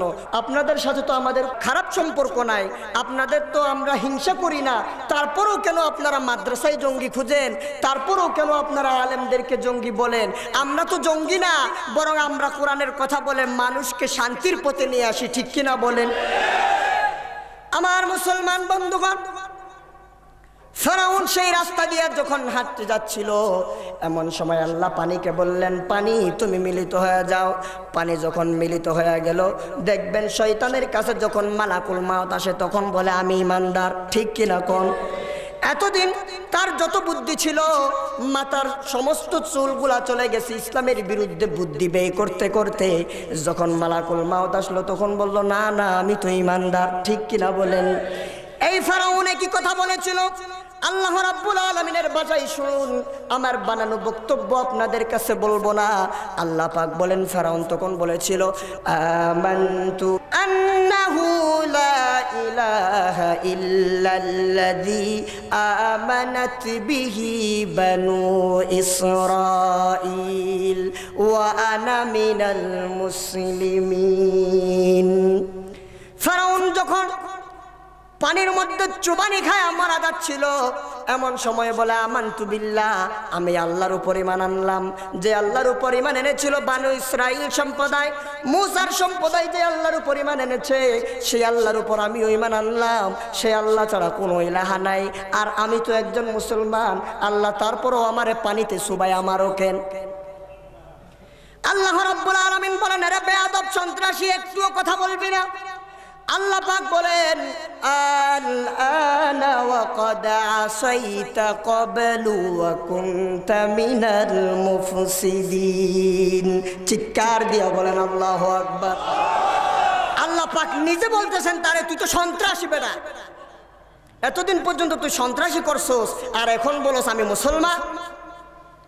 আল্লাহ পাক বলেন আল-আনা, এখন কেন এই কথা তুমি বলতেছো? ওয়াকাদ আসাইতা ক্বাবলু ওয়া কুনতা মিনাল মুফসিদিন। তুমি আগে কি ছিলা? পূর্বে তো যারা আল্লাহর রাস্তায় আসতো তাদেরকে ধরে দিয়া তুমি মেরে ফেলতা, কেটে ফেলতা, তাদেরকে নীল নদে ভাসায় দিতা। আজকে কেন তুমি বলতেছো তুমি একজন মুসলমান? আমি আল্লাহ বলে দিচ্ছি ওয়া কুনতা মিনাল মুফসিদিন। এরে ফেরাউন, তুই সন্ত্রাসী ছাড়া আর কিছুই হতে পারস না। জোরে কোন সুবহানাল্লাহ। আল্লাহর কথা বলতেছি, বিরক্ত লাগতেছে? আলোচনা চলবে? আমার মুসলমান বন্ধুগণ, দুইটা উদাহরণ আপনাদেরকে দিলাম। 3 নাম্বার উদাহরণ দিচ্ছি আমাদের নবী বিশ্ব নবী রাহমাতুল লিল আলামিনকে নিয়ে। আমার নবী রাহমাতুল লিল আলামিন যখন দুনিয়ার জমিনে আগমন করলেন, আল্লাহ পাক তার মাধ্যমে ইসলামটাকে পরিপূর্ণ করে দিলেন। বিদায় হজের ভাষণের দিন আল্লাহ পাক রব্বুল আলামিন সূরা মায়েদার 3 নাম্বার আয়াত নাজিল করে দিয়ে আল্লাহ পাক জানাই দিলেন, আল ইয়াউমা আকমালতু লাকুম দীনাকুম ওয়া আতমামতু আলাইকুম নি'মাতি ওয়া রাদিতু লাকুমুল ইসলাম মদিনা। আল্লাহ পাক বলেন, আজকের এই দিনে আমি আল্লাহ রাব্বুল আলামিন তোমাদের জন্য আমি আল্লাহর নিয়ামতগুলো পরিপূর্ণ করে দিলাম। আলাইকুম নিয়ামতি, আমার নিয়ামত পরিপূর্ণ করে দিলাম। তোমাদের জীবন ব্যবস্থাকে আমি আল্লাহ পূর্ণাঙ্গ করে দিলাম। ওয়ারাদিতু লাকুমুল ইসলাম দীনা, আর আমি আল্লাহ তোমাদের জন্য দুনিয়ার জমিনে একটা ধর্ম হিসাবে, দিন হিসাবে ইসলামকেই পছন্দ করলাম। জোরে কোন সুবহানাল্লাহ। কিন্তু আজকে বাংলার জমিনে এমন কিছু মুনাফিক আছে, এমন কিছু নাস্তিক আছে, এদের ইসলাম ভালো লাগে না, এদের ইহুদি নাস্তিকদেরকেই বেশি ভালো লাগে। জোরে কোন ঠিক কিনা? আমার মুসলমান বন্ধুগণ, আমার নবী রাহমাতুল লিল আলামিন যখন দুনিয়ার জমিনে আগমন করলেন, যতদিন পর্যন্ত নবুয়তের দাবি করেন নাই, ততদিন পর্যন্ত কাফের বেঈমানেরা তাকে আলামিন বলে উপাধি দিল, বিশ্বাসী বলে উপাধি দিল। তাদের ধন সম্পদ, টাকা পয়সা সব কিছু আমার নবীর কাছে গচ্ছিত রাখতো তারা। আবু জাহেল একদিন ডাক দিয়া বলে, এর মক্কার কাফের বেঈমানেরা, মক্কার মানুষেরা, আমি আবু জাহেলকে তোমরা নেতা মানো, আমি আবু জাহেলের কথাই সমস্ত মক্কার মানুষ উঠো আর বসো, আমি আবু জাহেল যাই বলি তাই করো। কিন্তু একটা বিষয় আমি চিন্তা করে এখনো সমাধান পাইলাম না, সেটা হলো আমার কাছে কেন টাকা পয়সা সোনা দানাগুলা তোমরা রাখো না, ওই মুহাম্মদের কাছে কেন রাখো? তখন আবু জাহেলকে মক্কার কাফের বেঈমানেরা জবাব দিয়া দিল, এরা আবু জাহেল, আমরা তোমাকে নেতা মানতে পারি, মন্ত্রী মানতে পারি, কিন্তু তোমার কাছে আমাদের সম্পদ গচ্ছিত রাখতে পারি না। আবু জাহেল বলল, কেন কেন পারো না কেন? তখন মক্কার কাফের বেঈমানেরা বলল, এরে আবু জাহেল, যদিও তোমাকে নেতা মানি, মন্ত্রী মানি, রাষ্ট্রপতি মানি, কিন্তু আমরা তো জানি তুমি যে বাটপার 2 নাম্বার ব্যক্তি। ঠিক কিনা কর? বানানো বক্তব্য নয়, সিরাতের কিতাব আপনারা তালাশ করুন, সেখানে পেয়ে যাবেন। মক্কার কাফের বেঈমানেরা বলে, তুমি যে লম্পট, তুমি যে চরিত্রহীন, তুমি যে বেঈমান, তুমি যে আমানতদারিতা রক্ষা করতে পারো না, এটা আমাদের চাইতে ভালো করে আর কেউ জানে না। আর মুহাম্মদ হলো সত্যবাদী যুবক, মুহাম্মদের কাছে যখন যা রাখি আবার যখন তাই পাওয়া যায়। জোরে কোন সুবহানাল্লাহ। এই জন্য তোমার কাছে কিচ্ছু রাখি না, ওই মুহাম্মদের কাছে আমাদের সম্পদগুলা রেখে দেই। জোরে কোন সুবহানাল্লাহ। যে মুহাম্মদকে তারা এত ভালোবাসতো, সেই মুহাম্মদ যখন 40 বছর বয়সে আল্লাহর পক্ষ থেকে সেই হেরা গুহার মধ্যে নবুয়ত প্রাপ্ত হলেন, কোরআন যখন আস্তে আস্তে আমার নবীর উপর নাজিল হওয়া শুরু করলো, এখন সবাই উল্টে গেছে, ঠিক কিনা কোন? এতদিন পর্যন্ত বলতো আমাদের বন্ধু, আমাদের ভাই, বড় ভালো মানুষ, কিন্তু এখন কোরআনের কারণে, আল্লাহর নবী হওয়ার কারণে বলে না না এটা সন্ত্রাসী। জোরে কোন ঠিক কিনা? তায়েফের ময়দানে গেল, আমার নবীকে অত্যাচার করা হলো, আমার নবীকে মক্কা থেকে হিজরত করে মদিনায় পাঠিয়ে দেওয়া হলো। ও মুসলমান বন্ধুরা, আজকে কাফের বেঈমানেরা কাদেরকে জঙ্গিবাদী বলে? এরাই তো হলো বড় সন্ত্রাসী, এরাই তো হলো বড় জঙ্গিবাদী। হুদায়বিয়ার সন্ধি যখন হলো মুসলমানদের সাথে, আমার রাসূল সাহাবীদেরকে নিয়ে হজ করার জন্য গেলেন, মক্কার দিকে রওনা হয়ে গেলেন, কিন্তু হুদায়বিয়ার মধ্যখানে গিয়া কাফের বেঈমানেরা আটকায় দিল। এরা বলল এই বছর হজ করা যাবে না, আগামী বছর হজ করতে আসবেন, আর আপনাদের সাথে আমাদের সাথে একটা চুক্তি হবে, যেই চুক্তির নাম হচ্ছে হুদায়বিয়ার সন্ধি। সেই হুদায়বিয়ার সন্ধির মধ্যে ছিল, কেমন ছিল দেখেন শর্তগুলা। এরা বলল মক্কার থেকে যদি কোনো মানুষ মদিনায় চলে আসে, তাহলে সেই মানুষকে আবার মক্কায় ফেরত দিতে হবে। দেখেন কত বড় চালাক। তারপরে বলে যদি কোনো মদিনার মানুষ ভুল করে মক্কার মধ্যে চলে আসে, তাকে আর ফেরত দেওয়া হবে না। এগুলা সব তাদের পক্ষে। তারপরে যখন আল্লাহর রসুলের নাম লিখতে যাবে, মুহাম্মদুর রাসূলুল্লাহ যখন লিখতে শুরু করলো, তখন তারা বলল না না না, মুহাম্মদুর রাসূলুল্লাহ লেখা যাবে না। আমরা যদি মুহাম্মদকে রাসূলই মানতাম, তাহলে তো এই সন্ধির প্রয়োজন হতো না। আমরা তাকে নবী হিসাবে মানি না, শুধু লিখবা মুহাম্মদ ইবনে আব্দুল্লাহ। তাদের সব শর্ত তাদের পক্ষে। আমার নবী কেমন শান্তিপ্রিয় দেখেন, তখন উশৃঙ্খল হতে দেন নাই। আমার রাসূল বললেন ঠিক আছে, আমাকে যদি তোমরা রাসূল না মানো, তাহলে মুহাম্মদ ইবনে আব্দুল্লাহ লেখো। হযরত আলী বললেন ইয়া রাসূলুল্লাহ, ইয়া হাবিবাল্লাহ, আমি যদি শহীদ হয়ে যাই, আমাকে মারতে মারতে যদি মেরেও ফেলেন, জীবনে কোনোদিনও আপনার কথার অবাধ্য হয় নাই, কিন্তু আজকে আপনার কথার অবাধ্য হয়ে যাব। কারণ প্রত্যেকটা দিন আপনাকে নবী হিসাবে ঘোষণা দিয়েছি, আজকে কেমনে নিজ হাতে আপনার নবীর নাম কেটে দিব, এটা আমার দ্বারা সম্ভব হবে না। হযরত আলীকে আমার রাসূল বলেন ঠিক আছে রে আলী, আমাকে দেখাই দাও রাসূলুল্লাহ কোথায়। এই রাসূলুল্লাহ আমি নিজের হাতেই কেটে দিব। কারণ হলো এই সন্ধি যদি হয়ে যায়, তাহলে মুসলমানদের পক্ষে বিজয় চলে আসবে। এই হুদায়বিয়ার সন্ধির পক্ষে সাহাবায়ে কেরাম ছিলেন না। তারপরও আল্লাহ পাক ওহীর মাধ্যমে আমার নবীকে জানায় দিলেন, কোরআনে কারিমে সূরা ফাতহের মধ্যে আল্লাহ পাক বলেন ইন্না ফাতাহনা লাকা ফাতহাম মুবিনা। আল্লাহ রাব্বুল আলামিন বলেন, ও মুসলমানেরা, ও আমার নবী, আপনার সাহাবীদেরকে আপনি বলে দিন টেনশন করার কোনো প্রয়োজন নাই, চেহারা অন্ধকার করার কোনো প্রয়োজন নাই। এই হুদায়বিয়ার সন্ধির মাধ্যমে আমি আল্লাহ পাক আপনাদেরকে সুস্পষ্ট বিজয় দিয়া দিলাম। জোরে কোন সুবহানাল্লাহ। আমার রাসূল যদি চাইতেন ওই কাফের বেঈমানেরা মদিনার রাস্তা দিয়ে ব্যবসা বাণিজ্য করতে যেত, আমার রাসূল যদি চাইতেন মদিনার রাস্তা বন্ধ করে দিতে পারতেন, ঠিক কিনা বলেন? রাসূল যদি সন্ত্রাসী হতেন, তাহলে তাদেরকে ব্যবসা করতে দিতেন না। তারপরে দেখুন, যখন মক্কা বিজয় হলো, মক্কা বিজয় হওয়ার পরে রাসূল সাল্লাল্লাহু আলাইহি ওয়াসাল্লাম সাহাবীদেরকে নিয়ে মক্কার জমিনে পদার্পণ করলেন। সেই দিন রাসূলকে ঠেকানোর মতো মক্কার জমিনে একটা লোকও ছিল না। আবু সুফিয়ান পর্যন্ত ইসলাম ধর্ম গ্রহণ করে ফেলেছিল। ও মুসলমান বন্ধুগণ, সেই দিন প্রত্যেক মানুষ আল্লাহর রসুল তাদেরকে সাধারণ ক্ষমা ঘোষণা করে দিলেন। আল্লাহর রসুল যদি চাইতেন সেই দিন বলতে পারতেন, ও মক্কার লোকেরা, আমার মাতৃভূমি থেকে তোমরা আমাকে বিতাড়িত করেছো, আমার অসংখ্য সাহাবায়ে কেরামকে তোমরা হত্যা করেছো, এমনকি আমার চাচাকে পর্যন্ত তোমরা ইসলামের কারণে হত্যা করেছো। আমি মাতৃভূমির মায়া ছেড়ে মক্কার জমিন ছেড়ে মদিনায় চলে গিয়েছি একমাত্র তোমাদের নির্যাতনের কারণে। আজকে আমার হাতে ক্ষমতা, আজকে আমি তোমাদের কাউকে ক্ষমা করব না, তোমাদেরকে মেরে ফেলবো। রসুল যদি চাইতেন পারতেন কিনা? জোরে কোন পারতেন কিনা? ও মুসলমানেরা, এ নাস্তিক বেঈমানেরা সাবধান হয়ে যাও। কাদেরকে তোমরা আজকে জঙ্গি বলো, যাদেরকে তোমরা আজকে জঙ্গি বলো, তাদের নেতা ছিলেন এই মুহাম্মদ, ঠিক কিনা বলেন? যে মুহাম্মদ সাল্লাল্লাহু আলাইহি ওয়াসাল্লাম মানুষকে ক্ষমা করে দিয়েছেন, সেই মুহাম্মদ সাল্লাল্লাহু আলাইহি সাল্লামের উম্মতেরা, সেই নবীর ওয়ারিস আলেমরা কোনোদিনও জঙ্গি হতে পারে না। জোরে কোন ঠিক কিনা? এবার বুঝে নেন জঙ্গি কারা। আমার মুসলমান বন্ধুগণ, আল্লাহ রাব্বুল আলামিন বলেন, ইন্নাল ইনসানা লাফি খুসরিন, এই মানুষগুলাই ক্ষতিগ্রস্ত যারা আলেমদেরকে জঙ্গি বলে, যারা 31 নাইট পালন করে, যারা ভ্যালেন্টাইন্স ডে পালন করে। আছে না নাই? দেখবেন 14 ফেব্রুয়ারি প্রত্যেক দিনই তো দেখা যায় ঢাকা বিশ্ববিদ্যালয়ের প্রত্যেকটা গাছের গোড়ায় জোড়ায় জোড়ায় বসে বসে জিকির আজগার করতেছে। আর কেমন জিকির! একজনের উরুর উপর আরেকজনের মাথা রাইকা বলে, শোনা তুমি ভালো আছো না? আর কুটকুট করে বাদাম চাবায়। এই বিশ্ববিদ্যালয়গুলাতেই কিছুদিন পর পরে গুলি গালায় হয়, ঠিক কিনা বলে? সে বিশ্ববিদ্যালয়ে অস্ত্রের চাষ করে না, ওই মাদ্রাসার মধ্যে অস্ত্রের চাষ করে। আমি বুঝি না এই মাদ্রাসার নাম শুনলে এদের গায়ে এত জ্বালা কেন?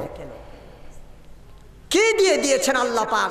আসলে এটা জ্বালা না, এটা হচ্ছে কোরআনের আকর্ষণ, এটা কোরআনের পাওয়ার এমন বেশি। আল্লাহ বলেন, কোরআন যেখানে থাকবে সেখানে মুসলমানদের কোনো ভয় নাই, ঠিক কিনা কর? এটা কোরআনের পাওয়ার। আজকে আমার দেশের যুবকেরা অবশ্যই ক্ষতিগ্রস্ত হয়ে যাচ্ছে। এই যে ফেব্রুয়ারি মাস, 14 ফেব্রুয়ারি, এই 14 ফেব্রুয়ারির দিন এখন বের হয়েছে ভালোবাসা দিবস। আমি বলি এটা ভালোবাসা দিবস নয়, এটা বিশ্ব বেহায়া দিবস, ঠিক কিনা কর? কেমন ভাবে ভালোবাসা দিবস উদযাপন করে? আরে মুসলমান, মুসলমানদের জন্য ভালোবাসার জন্য কোনো দিনের প্রয়োজন হয় না। মুসলমানেরা তাদের স্ত্রীকে, তাদের সন্তান সন্ততিকে, একজন মুসলমান আর একজন মুসলমানকে দিনের প্রত্যেকটা সময়েই ভালোবাসে, ঠিক কিনা বলে? কারণ ভালোবাসতে বলেছেন কে? জোরে কর। আজকে তারা তা বুঝে না। এই মানুষগুলাই হচ্ছে ক্ষতিগ্রস্ত। আমার খুব খারাপ লাগলো গত 5 তারিখে যখন আমি শাহবাগ মোড় হয়ে আসছিলাম, দেখলাম এসএসসি পরীক্ষা শেষ হয়েছে, একটা রিকশার মধ্যে 2 জন তরুণী, মধ্যখানে বসছে একটা জন্ডিস। বুঝেন তো? মানে আমার জাত আর কি, আমার গায়ে লাগতেছে, ওই জন্য ভিন্ন ভাষায় বসতেছে। এখন বৈশা আল্লাহ পাক কেন যে আমার চোখটা সেই দিকে নিয়ে গেলেন আমি বুঝতে পারলাম না। অবশ্যই এর মধ্যে একটা হিকমত থাকতে পারে। আমি জানলা দিয়ে তাকাইতেই দেখলাম ওই যুবকটা ওই মহিলাটারে কিচ্ছু বলতেছে না, ওই মহিলাটার সাথে কোনো সম্পর্কই নাই। এই সাইডে যে মহিলাটা আছে, যুবকের হাতটা সেই মহিলার এখানে, ওই মহিলার হাতটা যুবকের গালে, এখানে এরকম এরকম করতেছে। আর যুবক কিছুক্ষণ পরে দেখলাম কিছু একটা দিয়ে দিছে। জোরে কোন নাউজুবিল্লাহ। আজকে আমার দেশের যুবকেরা কোথায় গিয়ে ধ্বংস হচ্ছে? স্কুল কলেজ ইউনিভার্সিটিতে আজকে ক্লাস ফাঁকি দিয়া, পার্কে গিয়া এরা এদের জীবনটাকে বিলিয়ে দেয়। এদের জীবনের মধ্যে এমন গুনাহ করে যেটা আল্লাহ পাক ক্ষমা করবেন না, জেনার গুনাহ তারা করে, ঠিক কিনা বলে? এই যুবকগুলা হচ্ছে ক্ষতিগ্রস্ত। যুবকেরা কোরআনের দিকে আসো, আল্লাহর দিকে আসো, ইসলামের দিকে আসো। সমাজের মধ্যে যুবকরাই হচ্ছে সবচাইতে বেশি টেনেল পুল, সমাজের মধ্যে যুবকরাই সবচাইতে বেশি ক্ষমতাবান। আজকে যুবকরাই এই মাহফিল করেছে, ঠিক কিনা বলেন? যেখানেই যাবেন না কেন যুবকদের পাওয়ার বেশি, যুবকরা যাই পারে তাই করতে পারে। যুবকেরা তোমরা যদি চাও বাংলাদেশে অবশ্যই তোমাদের দ্বারা দিন কায়েম হয়ে যাবে ইনশাআল্লাহ, ঠিক কিনা বলে? দিন কায়েম করার জন্য নিজের জীবন, নিজের জান মাল সব কিছু দিয়ে প্রস্তুত আছেন কারা কারা? আল্লাহকে দেখান। আল্লাহ পাক সকলকে কবুল করুক, সকলে বলো না। আজকে তোমাদের জন্য এ বয়া। আমার যুবক বন্ধুগণ, আল্লাহর নবী বিশ্ব নবী রাহমাতুল লিল আলামিন তোমাদের জন্য সুসংবাদ দিয়ে দিয়েছেন। আবু হুরায়রা রাদিয়াল্লাহু তাআলা আনহু হাদিসটি বর্ণনা করেছেন। আন আবি হুরায়রা রাদিয়াল্লাহু তাআলা আনহু আন্নাহু ক্বাল قال رسول الله صلى الله عليه وسلم سبعة يظلهم الله في ظله يوم لا ظل إلا ظله إمام عادل وشاب نشأ في عبادة الله আল্লাহ পাকের হাবিব বিশ্বনবী রাহমাতুল লিল আলামিন বলেন, যেই দিন আল্লাহর আরশের ছায়া ব্যতীত কোনো ছায়া থাকবে না, সেই দিন অন্ধকারের সময় আমার আল্লাহ পাক রব্বুল আলামিন দুনিয়ার জমিনে 7 শ্রেণীর ব্যক্তিকে আরশের নিচে ছায়া দিয়া দিবেন। জোরে কোন সুবহানাল্লাহ। এক নাম্বার হলো ইমামুন আদিলুন, ন্যায়পরায়ণ শাসক। ন্যায়পরায়ণ শাসক যিনি হবেন, কোরআনের পক্ষে যিনি তার ক্ষমতাকে ব্যয় করবেন, ইসলামের পক্ষে যিনি ক্ষমতাকে ব্যয় করবেন, যিনি জনগণকে নির্যাতন করবেন না, আল্লাহ পাক রব্বুল আলামিন কিয়ামতের দিন তাকে আরশের নিচে ছায়া দিয়া দিবেন। জোরে কোন সুবহানাল্লাহ। 2 নাম্বার হলো ওয়াশাবুন নাশা ফি আমার রাসূল বলেন, ওই ব্যক্তি, ওই যুবককে আল্লাহ পাক রব্বুল আলামিন কিয়ামতের দিন কঠিন মুসিবতের সময় আরশের ছায়ার নিচে ছায়া দিয়া দিবেন, যেই যুবকটা তার যৌবনকাল ইবাদতে কাটিয়েছে। জোরে কোন সুবহানাল্লাহ। আমার মুসলমান বন্ধুগণ, এই জন্য ভালো করে খেয়াল করুন, এই সূরা আসরটা আল্লাহ পাক রব্বুল আলামিন কেন কোরআনুল কারীমের মধ্যে দিলেন? বড় একটা মহত্ব তার মধ্যে রয়েছে। আমার মুসলমান বন্ধুগণ, হযরতে আবু বকর সিদ্দিক রাদিয়াল্লাহু তাআলা আনহু জাহেলি যুগে কাপড়ের ব্যবসা করতেন। সেই সময়ে একজন কাফের ছিল, একজন মুশরিক ছিল, তার নাম ছিল গেলা ইবনে উসাইদ। এই গেলা ইবনে উসাইদের সাথে আবু বকর সিদ্দিক রাদিয়াল্লাহু তাআলা আনহু উঠা বসা করতেন, ব্যবসা বাণিজ্য করতেন। যখন ইসলাম ধর্ম আবু বকর গ্রহণ করে ফেললেন, কালেমার কারণে ওই কাফেরের সাথে, মুশরিকের সাথে আর কোনো বন্ধুত্ব আবু বকর করলেন না।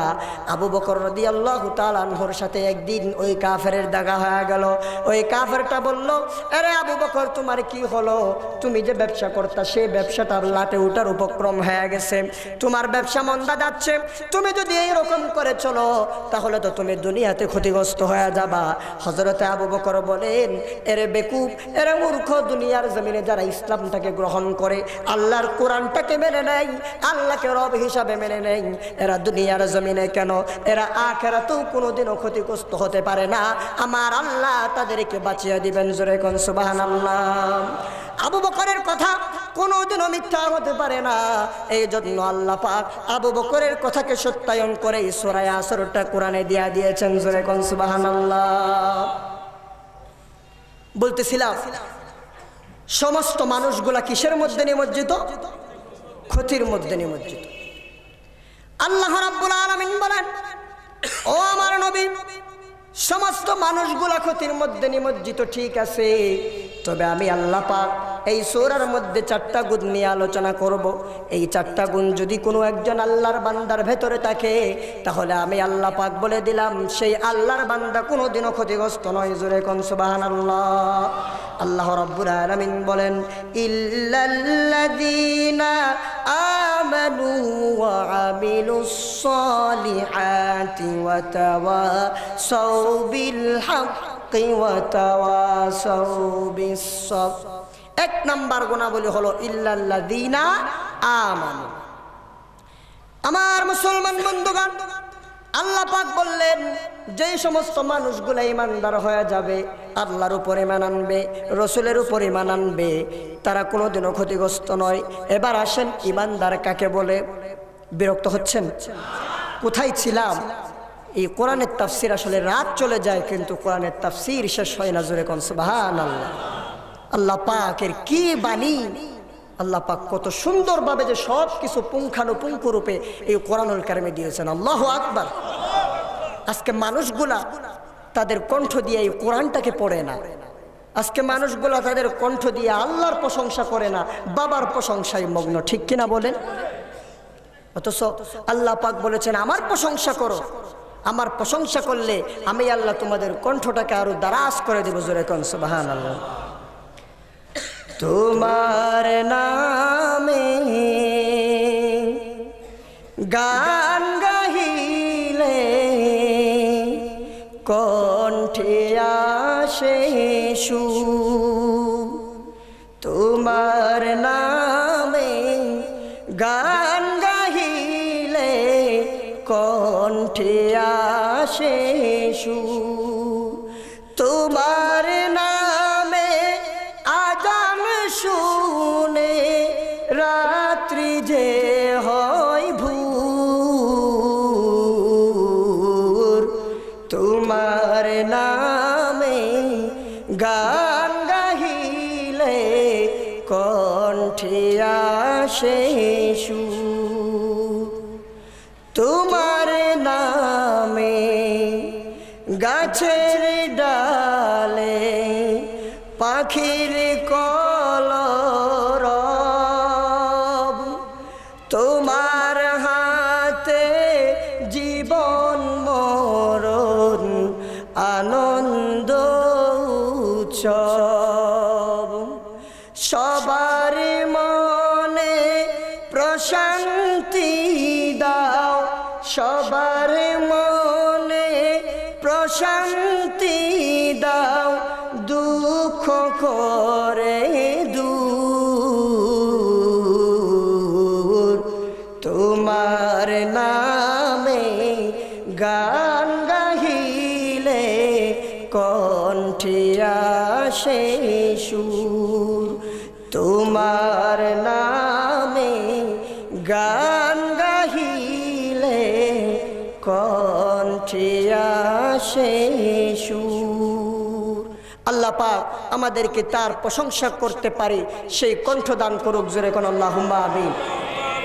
আমার মুসলমান বন্ধুগণ আপনাদেরকে শোনাচ্ছিলাম কোন মানুষগুলা ক্ষতিগ্রস্ত নয় আল্লাহ পাকের ভাষায় এবার শুনুন ইমানদার কোন ব্যক্তিগুলা এক নাম্বার যে ইমানদার হতে হবে ক্ষতিগ্রস্ত না হওয়ার জন্য এখন আপনারা জিজ্ঞেস করতে পারেন হুজুর ইমানদার কাকে বলে আমার ভাষায় বলবো না আল্লাহর ভাষায় আপনারা শুনুন কোরআনুল কারীমের প্রথম নাম্বার পারার প্রথম নাম্বার পৃষ্ঠা আল্লাহ রাব্বুল আলামিন সূরা বাকারার মধ্যে কত সুন্দর করে ইমানদারের সংজ্ঞা দিয়েছেন আল্লাহ রাব্বুল আলামিন বলেন আল্লাযীনা ইউমিনুনা বিল গায়বি ওয়া ইউকিমুনাস সালাতা ওয়া মিম্মা রাযাকনাহুম ইউনফিকুন আল্লাহ বলেন আল্লাযীনা ইউমিনুনা বিল গায়বি ওই মানুষগুলা ইমানদার ইমানদারের এক নাম্বার গুণাবলী হলো যারা ইমানদার হবে তারা গায়েবের মধ্যে বিশ্বাস করবে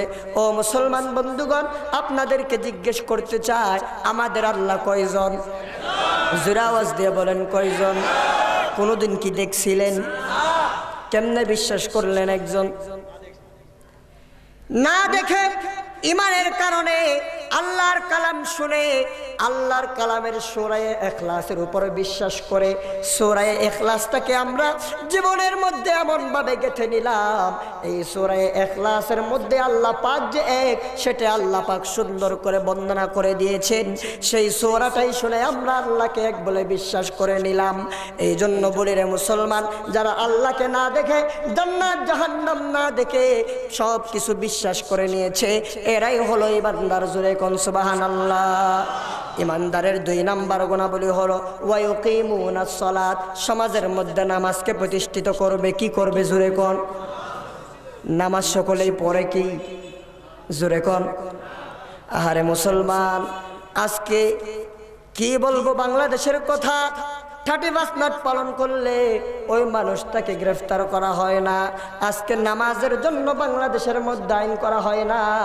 আজকে সমাজের যুবক তরুণেরা নামাজ বাদ দিয়া হোটেলের মধ্যে বসে বসে গান বাজনা দেখে জোরে কোন ঠিক কিনা আমার মা বোনদের অবস্থা আরো খারাপ মা বোনরা এখন পাইছে 3টা চ্যানেল স্টার জলসাজি বাংলা স্টার প্লাস আছে না নাই জোরে কোন আছে না নাই আহারে মুসলমানের দুঃখের বিষয় কারে কই বাংলাদেশের যে এলাকায় যাই না কেন সেই এলাকার মধ্যেই 3টা চ্যানেল পাওয়া যায় ও মুসলমান বন্ধুরা রে আমার এই কোরআন থেকে আপনাদেরকে শুনিয়া যাই আল্লাহ পাক রব্বুল আলামিন বলেন যে সমস্ত মানুষগুলা এই কিচ্ছা কাহিনী নাটকগুলা বানাবে দেখবে যারা শুনবে যারা উলাইকা লাহুম আযাবুম মুহিন আল্লাহ পাক কিয়ামতের দিন তাদের জন্য কঠিন শাস্তি রেখে দিয়েছেন জোরে কোন নাউজুবিল্লাহ আর আপনি যদি তাদেরকে মহব্বত করেন তারাও যাবে জাহান্নামে, আপনাদেরকেও জাহান্নামে নিয়ে যাবে। আপনারা কি জাহান্নামে যেতে চান? জোরে কোন যেতে চান? আল্লাহ পাক আমাদেরকে জাহান্নামের পথ থেকে জান্নাতের পথে যাওয়ার তৌফিক দান করুক। সকলে বলুন আল্লাহুম্মা আমিন। ইল্লাল্লাযীনা আমানু, এক নাম্বার কি হতে হবে? ইমানদার হতে হবে। ইমানদার হতে হলে কি করতে হবে? গায়েবে বিশ্বাস করতে হবে, নামাজ পড়তে হবে। আবার দেখেন গায়েবে বিশ্বাস করতে বলছি বলে আমার বাবাও গায়েব জানে, সেই বিশ্বাস করেন না। অনেক ভণ্ড আছে বলে আমার বাবাও জানে গায়েব। জোরে কন্না নাউজুবিল্লাহ। এরপরে আল্লাহ বলেন ওয়া মিম্মা রাযাকনাহুম ইউনফিকুন, আমি আল্লাহ তাদেরকে যেই রিজিক দান করেছি সেই রিজিক থেকে তারা ইসলামের পক্ষে, কোরআনের পক্ষে ব্যয় করে। জোরে কোন সুবহানাল্লাহ। এরপর আল্লাহ রাব্বুল আলামিন বলেন ওয়াল্লাযীনা ইউমিনুনা বিমা উনজিলা ইলাইকা, হে নবী আপনার উপর যেই কিতাব অবতীর্ণ হয়েছে এই কিতাবের উপর যারা ঈমান আনবে, ওয়ামা উনজিলা মিন ক্বাবলিকা, এবং আপনার পূর্বে যেই কিতাবগুলো আমি নাজিল করেছি এগুলোর উপর যারা ঈমান আনবে এরা ঈমানদার। আর ওয়াবিল আখিরাতি হুম ইউকিনুন, যারা আখিরাতের প্রতি দৃঢ় বিশ্বাস রাখে, পরকাল যে একটা আছে সেটা যারা বিশ্বাস করে এরাই হচ্ছে ঈমানদার। জোরে কোন সুবহানাল্লাহ। এরা শুধু ইমানদার না, আল্লাহ পাক 2 নাম্বার পৃষ্ঠায় বলেন উলাইকা আলা হুদাম মির রাব্বিহিম ওয়া উলাইকা হুমুল মুফলিহুন। আল্লাহ রাব্বুল আলামিন বলেন এরাই হেদায়েতের রাস্তার উপর প্রতিষ্ঠিত আছে। আল্লাহ পাকের হেদায়েতের রাস্তা যেটা, সেই রাস্তার উপর এরাই আছে। আর ওয়া উলাইকা হুমুল মুফলিহুন, দুনিয়ার জমিনে যে যতই বলুক না কেন সফল কাম হয়ে গেছে, দুনিয়ার জমিনে কোনো মানুষ সফল কাম হতে পারে না। আমি আল্লাহ বলে দিলাম এই গুণগুলা যেই মানুষগুলার মধ্যে থাকবে সেই মানুষগুলা আল্লাহ রাব্বুল আলামিন সফল বানায়া দিবেন। জোরে কোন সুবহানাল্লাহ। 2 নম্বর হলো সূরা আসরে আসেন আবার ওয়া আমিলুস সালিহাত। যদি ক্ষতিগ্রস্ত হতে না চান আপনাকে নেক কাজ করতে হবে। নেক কাজ কি জানেন? কি নেক কাজ হলো দান সদকা করা, নেক কাজ হলো মা বাবার সেবা করা, নেক কাজ হলো কোরআনের পক্ষে থাকা, আলেমদের সাথে সম্পর্ক রাখা। ও মুসলমান বন্ধুগণ, আজকে তো আপনাদেরকে শোনাতে পারতেছি না সময়ের কারণে। ইখলাসের সাথে নিয়ত করলে, ইখলাসের সাথে কোনো ইবাদত করলে তার প্রতিফল কি হয় আরেকদিন যদি কোনো এলাকায় দেখা হয় আপনাদেরকে শুনিয়ে যাব। আজকে শুধু আপনাদেরকে শোনাই ওয়া আমিলুস সালিহাত, আমাল সালেহ যদি আপনি করেন তাহলে কি হবে?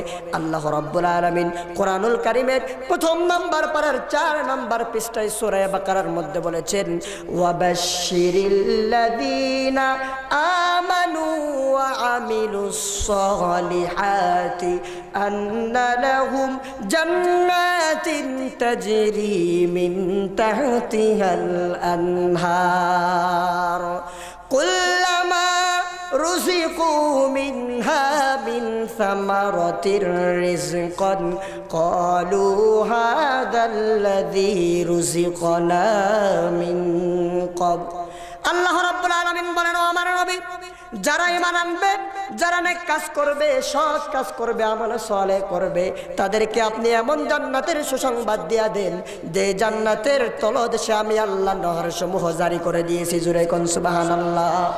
যখন মানুষগুলা জান্নাতে থাকবে তখন তাদেরকে ওই জান্নাতের মধ্যে ফলমূল দেওয়া হবে, রিজিক খাওয়ানো হবে। যখন রিজিকগুলা দেওয়া হবে তখন তারা বলবে এগুলা তো যেগুলা আমরা দুনিয়ার মধ্যে খেয়েছিলাম। আল্লাহ বলেন আসলে দুনিয়াতে তারা খায় নাই, ওই দুনিয়ার ফলের মতো করে আমি আল্লাহ তাদেরকে জান্নাতে খাওয়াচ্ছি। জোরে কোন সুবহানাল্লাহ। আল্লাহ রাব্বুল আলামিন বলেন ইন্নাল্লাযীনা আমানু ওয়া আমিলুস সালিহাতি কানাত লাহুম জান্নাতুল ফিরদাউসি নুজুলা। আল্লাহ পাক রব্বুল আলামিন বলেন ইন্নাল্লাযীনা আমানু, নিশ্চয় যারা ঈমান আনবে, ওয়া আমিলুস সালিহাত, সৎ কাজ করবে, কানাত লাহুম জান্নাতুল ফিরদাউসি নুজুলা, আমি আল্লাহ তাদেরকে বরণ করার জন্য, তাদেরকে নেয়ামত দেওয়ার জন্য, মেহমানদারি করার জন্য জান্নাতুল ফিরদাউস রেডি করে রেখে দিয়েছি। জোরে কোন সুবহানাল্লাহ। এই জান্নাত কেমন? আল্লাহর ভাষায় শুনুন, হাদিসে কুদসি বুখারীর মধ্যে হাদিস কি এসেছে, আল্লাহ পাক রব্বুল আলামিন বলেন, আদাতু লিইবাদিয়াস সালিহিনা মা লা আইনুন রাআত ওয়ালা উযুনুন সামিআত ওয়ালা খাতারা আলা কলবি বাশার। আমি আল্লাহ আমার বান্দাদের জন্য, নেককার বান্দাদের জন্য যারা আমল সালেহ করেছে, তাদের জন্য জান্নাতের মধ্যে এমন কিছু নিয়ামত রেখে দিয়েছি যেটা মা লা আইনুন রাআত, কোন চোখ দেখে নাই, ওয়ালা উযুনুন সামিআত, দুনিয়ার জমিনে কোনো কানটা শ্রবণ করে নাই, ওয়ালা খাতারা আলা কলবি বাশার, দুনিয়ার জমিনে কোনো বান্দার কলবের মধ্যে বিষয়ে চিন্তা গবেষণাও নাই। জোরে কোন সুবহানাল্লাহ। কোন মানুষ কল্পনাও করতে পারে না জান্নাতে আল্লাহ পাক কি রেখেছেন। জোরে কোন সুবহানাল্লাহ। এই জান্নাত কি পেতে চান না যুবক ভাইরা? এই জান্নাত পেতে হলে এই যৌবন কালটাই আপনাকে ইবাদতের দিকে কাটাইতে হবে।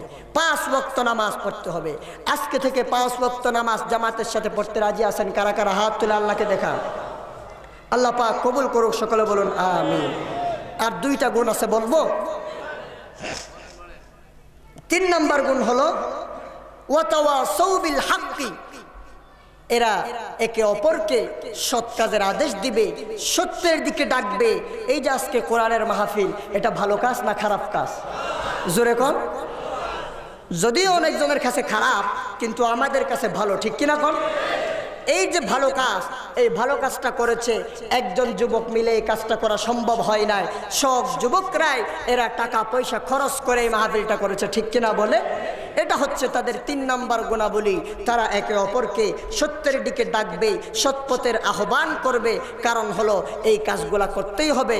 আল্লাহ রাব্বুল আলামিন বলেন, কুনতুম খায়রা উম্মাতিন উখরিজাত লিন-নাস তা'মুরুনা বিল মা'রুফ ওয়া তানহাউনা আনিল মুনকার। দুনিয়ার জমিনে তোমরাই হলো সর্বশ্রেষ্ঠ জাতি, তোমাদেরকে মানুষের কল্যাণের জন্য পাঠানো হয়েছে। আর তোমরা কি করবা? তা'মুরুনা বিল মা'রুফ, একে অপরকে সৎ কাজের আদেশ দিবা, ওয়া তানহাউনা আনিল মুনকার, আর অন্যায় কাজ থেকে মানুষকে বাধা প্রদান করবা। আর এখন তো আমরা সৎ কাজের আদেশ দিই কেমন? নিজে পড়ি না, আর একজনকে বলে এবারে যা মসজিদে যা, ঠিক কিনা কোন? নিজে চায়ের দোকানে পা ডুলায় ডুলায় সিগারেট টানে, আর ছুটে এবারে আজান দিছে না মসজিদে যা, ঠিক কিনা কোন? এই সৎ কাজের আদেশে কিচ্ছু হবে না।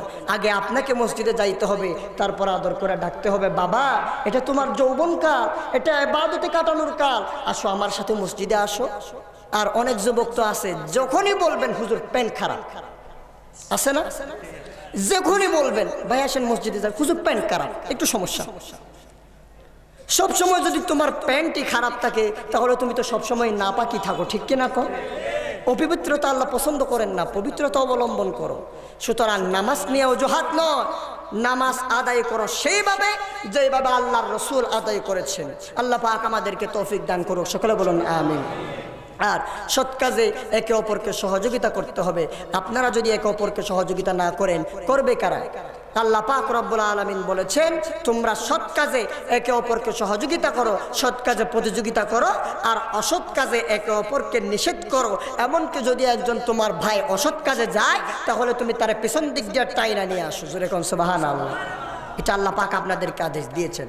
4 নম্বর গুণাবলী ওয়াতাওয়াসাউ বিস সাবরি, এরা ধৈর্য ধারণ করবে, বিপদে আপদে মুসিবতে সবসময় কি করবে? ধৈর্য ধারণ করবে। এদের উপর জেল আসতে পারে, হামলা আসতে পারে, মামলা আসতে পারে, এমনকি নিজের জীবনটা পর্যন্ত চলে যেতে পারে। তারপরও এরা এক আল্লাহর পক্ষে অটল থাকবে, ইসলামের পক্ষে অটল থাকবে। তাদের দরকার হলে জীবন দিয়ে দিবে, তারপরও ইসলাম ছাড়বে না, ঠিক কিনা বলেন? এটাই হলো মুসলমানের কাজ। আল্লাহ পাক এটাই বলেছেন। আল্লাহ পাক কোরআনুল কারীমের 2 নম্বর পারার 2 নম্বর পৃষ্ঠার লাস্টে বলেন, ওয়ালা নাবলুওয়ান্নাকুম বিশাইইম মিনাল খাউফি ওয়াল জু'i ওয়া নাকসিম মিনাল আমওয়াল ওয়াল আনফুসি ওয়াত তামারাত ওয়া বাশশিরিস সাবিরিন। জোরে কোন সুবহানাল্লাহ। আল্লাহ রাব্বুল আলামিন বলেন, ও দুনিয়ার মানুষ, ওয়ালা নাবলুওয়ান্নাকুম বিশাইইম মিনাল খাউফি, আমি আল্লাহ পাক তোমাদেরকে যারা নেককার বলে দাবি করো, যারা ইমানদার বলে দাবি করো, যারা বলো আমরা পরকালে জান্নাত চাই, জান্নাত চাই, আমি আল্লাহ তোমাদেরকে কিছু বিষয় দ্বারা পরীক্ষা করব। তার মধ্যে 1 নম্বর হলো মিনাল খাউফি, তোমাদের দিলের মধ্যে ভয় দিয়ে দেব। সামনে পা দিলেই তোমরা ভয় পাবা, না জানি কোন দিক থেকে কে আমারে গ্রেফতার করে নিয়ে যায়, না জানি কে আমারে জঙ্গি বলে টিটকারি মারে, না জানি কে আমারে ফতুয়াবাদী বলে টিটকারি মারে। এই সমস্ত ভয় থাকবে। জোরে কোন ঠিক কিনা? মানুষগুলা গুনাহের কাজ করতে পারবে না, কলবের মধ্যে আল্লাহর ভয় থাকবে, সব সময় সে বলবে আমি আল্লাহকে ভয় করি, আমি আল্লাহকে ভয় করি। আল্লাহ পাক রব্বুল আলামিন তারপরে বলেন ওয়াল জুই, আমি আল্লাহ বান্দারদের দিলের মধ্যে, আমি আল্লাহ বান্দারদের পেটের মধ্যে ক্ষুধা দিয়া দেব। ইমানদার যারা হবে এরা খাবার নিয়ে কষ্ট পাবে, বেঈমান নাস্তিকেরা দেখবেন ভালো ভালো খায়, আর আমার মায়ানমারের মুসলমানেরা, আমার মুসলমানেরা এক ফোঁটা ভাত আর এক ফোঁটা ভালো পানিও খাইতে পারে না। জোরে কোন ঠিক কিনা? এটা হচ্ছে আল্লাহর পক্ষ থেকে পরীক্ষা। আমাদের উপরে পরীক্ষা আসতে পারে, কারণ হলো আল্লাহ বলেন ওয়াল জুই, আমি আল্লাহ ক্ষুধা দিয়া পরীক্ষা করব। ক্ষুধার তাড়নায় পড়ে আমি আল্লাহকে ভুলে যাও কিনা দেখব, কোনো বাবারে মানো কিনা দেখব। যদি এই সমস্ত গুণগুলা তোমরা অর্জন করতে পারো তাহলেই তোমার জন্য সুসংবাদ। আল্লাহ রাব্বুল আলামিন তারপরে বলেন ওয়ানাকুসিম মিনাল আমওয়াল, তোমার ধন সম্পদগুলো আমি নষ্ট করে দেব। যারা ইমানদার হবে তাদের টাকা পয়সা থাকবে না, তাদের 10 তলা 5 তলা গাড়ি বাড়ি থাকবে না, এরা দুনিয়াতে স্বাচ্ছন্দ্যে বসবাস করতে পারবে না, মাথা গোজার ঠাইও অনেক সময় পাবে না। আল্লাহ রাব্বুল আলামিন বলেন তাদের ধন সম্পদ মালগুলা দিয়ে আমি আল্লাহ পরীক্ষা করব। এরপরে আল্লাহ রাব্বুল আলামিন বলেন ওয়াল আনফুসি, এমনকি নিজের জীবনটা পর্যন্ত নিয়ে নেব, নিজের জীবনটা নিয়ে নিয়েও আমি আল্লাহ তাকে পরীক্ষা করব। তারপরে আল্লাহ রাব্বুল আলামিন বলেন ওয়াত-তামারাত, আমি আল্লাহ পাক ফল ফসলের ক্ষতি দ্বারা ওই ইমানদার ব্যক্তিকে আমি আল্লাহ পরীক্ষা করব। আমার মুসলমান বন্ধুগণ, একজন কাফের বেঈমান ক্ষেত করলো, আরেকজন ইমানদার বান্দাও ক্ষেত করলো। দেখা গেল কাফের বেঈমানের ক্ষেতের মধ্যে আল্লাহ পাক ফলে ফসলে বরকত দিয়া দিলেন মা দুর্গা আসার কারণে। আমার মুসলমান বন্ধুগণ, কাফেরের ক্ষেতের মধ্যে ক্ষেতগুলা বড় হয়ে গেল, কিন্তু ইমানদারের ক্ষেতগুলা নষ্ট করে দিলেন কে? জোরে কোন কে? আল্লাহ পাক রব্বুল আলামিন বলেন আমি আল্লাহ রাব্বুল আলামিন সেই ইমানদারকে পরীক্ষা করলাম তার ফসলগুলা নষ্ট করে দিয়া।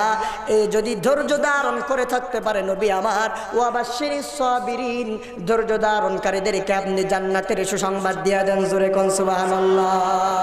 আল্লাহ পাক যাকে জান্নাতের সুসংবাদ দিয়া দেন তার কি আর কোনো টেনশন আছে? জোরে কোন আছে? আল্লাহ পাক আমাদেরকেও সেই গুণগুলা যেন অর্জন করতে পারি সেই তৌফিক দান করুক। সকলে বলুন আমিন। তাহলে আমি আপনাদেরকে শেষবারে বলে যাই, এই গুণগুলা অর্জন করতে আপনারা রাজি আছেন কি নাই? জোরে কোন আছেন কি নাই? এই গুণগুলা যদি অর্জন করেন আল্লাহর ভাষায় আপনি আখিরাতের জীবনে ক্ষতিগ্রস্ত হবেন না, আপনি সফল কাম হয়ে যাবেন। জোরে কোন সুবহানাল্লাহ। যে কথাগুলা বলেছি সেই কথাগুলা সকলের আগেই আমি গুনাহগারকে আল্লাহ পাক আমল করার তৌফিক দান করুক। তারপরে আমরা যারা উপস্থিত হয়েছি সকলকে আল্লাহ পাক আমল করার তৌফিক দান করুক। সকলে বলুন আমিন। এই বাংলাদেশটাকে আল্লাহ পাক সকল দলের মানুষ যেন ভাই ভাই হয়ে, সকল মানুষ ভ্রাতৃত্ব বন্ধনে আবদ্ধ হয়ে আমরা থাকতে পারি, সেই তৌফিক আল্লাহ পাক আমাদেরকে দান করুক। সকলে বলুন আমিন। এই বাংলাদেশটাকে আল্লাহ পাক এখানে শান্তি নাজিল করে বিশ্বের মধ্যে এই বাংলাদেশটাকে আল্লাহ পাক শান্তির মডেল বানিয়ে দিক। সকলে বলুন আমিন। আমরা সবাই শান্তি খুঁজি, কিন্তু শান্তি কোথায় সেই আর পথ আর খুঁজি না। সেই শান্তি কোরআনের পথে, কোরআনের পথে আসো মুসলমান, আল্লাহর পথে আসো, ইসলামের পথে আসো, শান্তি পেয়ে যাবা। আল্লাহ পাক আমাদের সকলকে আমল করার তৌফিক দান করুক। সকলে বলুন আমিন। আমার জন্য দোয়া চাই, আজকে আপনারা যারা এসেছেন সকলের জন্য দোয়া চাই। সকলের জন্য সবাই দোয়া করবেন, এই দেশের জন্য দোয়া করবেন, জাতির জন্য দোয়া করবেন, বাংলাদেশের আইন শৃঙ্খলা বাহিনীর জন্য দোয়া করবেন। আপনারা একটা কথা কিন্তু চিন্তা করেন, যদি বাংলাদেশের আইন শৃঙ্খলা বাহিনী না থাকতো তাহলে এই বাংলাদেশ এই পরিস্থিতিতে থাকতো না, ঠিক কিনা বলেন? এরা যে কোনো দুর্যোগপূর্ণ মুহূর্তে আমাদেরকে সহায়তা করতেছে। এরা যেখানেই গন্ডগোল হোক না কেন, হতাহত থেকে বাঁচানোর জন্য তাড়াতাড়ি করে আমার দেশের পুলিশ বাহিনী, আমার দেশের র্যাব, বিডিআর, বিজিবি সব সেখানে যায়, ঠিক কিনা বলেন? এদের জন্য দোয়া করবেন। এরা বাংলাদেশের জন্য বিশাল বড় নেয়ামত, এদের জন্য দোয়া চাই। তো আমার জন্য দোয়া চাই, বাংলাদেশের সকলের জন্য দোয়া চাই, এই মাহফিলটা যারা করেছেন এদের জন্য দোয়া চাই। সকলেই একটু দরুদ ইব্রাহিম পাঠ করি। আল্লাহুম্মা সাল্লি আলা মুহাম্মদ ওয়া আলা আলি মুহাম্মদ কামা সাল্লাইতা আলা ইব্রাহিম ওয়া আলা আলি ইব্রাহিম ইন্নাকা হামিদুম মাজিদ। আল্লাহুম্মা বারিক আলা মুহাম্মদ ওয়া আলা আলি মুহাম্মদ কামা বারাকতা আলা ইব্রাহিম ওয়া আলা আলি ইব্রাহিম ইন্নাকা হামিদুম মাজিদ। আল্লাহুম্মা আমিন।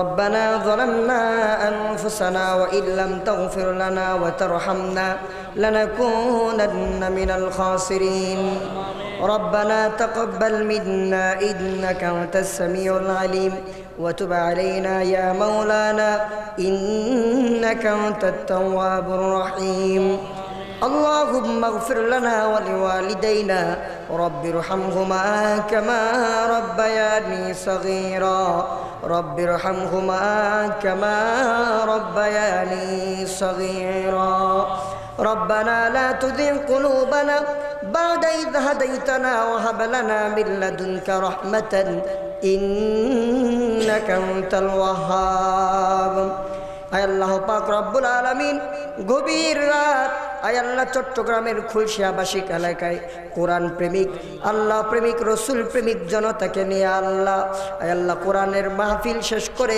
তোমার হাত আল্লাহ রব্বুল আলামিন তোমার কাছে দুইখানা হাত তুলে দিলাম মাবুদ গো আমাদের জিন্দেগির সমস্ত গুনাহগুলো তুমি আল্লাহ মাফ করে দাও আয় আল্লাহ রব্বুল আলামিন এই মাহফিলটা যারা আয়োজন করেছে আমার যুবক ভাইয়েরা আল্লাহ যেন কিয়ামত পর্যন্ত ইসলামের পক্ষে থাকতে পারে কোরআনের পক্ষে থাকতে পারে এই মাহফিলটা যেন কিয়ামত পর্যন্ত তারা করতে পারে সেই তৌফিক তুমি তাদেরকে দিয়া দাও আল্লাহ আয় আল্লাহ রাব্বুল আলামিন আজকে এখানে অনেক দাড়ি পাকা লোক এসেছে আল্লাহ রাব্বুল আলামিন না জানি কার কাপড়ের কাপড় দোকানে চলে আসছে গো আল্লাহ হায় আল্লাহ রাব্বুল আলামিন হায়াত যখন শেষ হয়ে যাবে কেউ আমাদেরকে এই দুনিয়ার জমিনে বাঁচাই রাখতে পারবে না গো আল্লাহ হায় আল্লাহ পাক না জানি কার কাপড়ের কাপড় দোকানে চলে আসছে রে আল্লাহ হায় আল্লাহ পাক যে যত বড় মানুষই হয় না কেন আয় আল্লাহ যে স্ত্রীটা বাসার মধ্যে না যাইলে ঘুম হয় না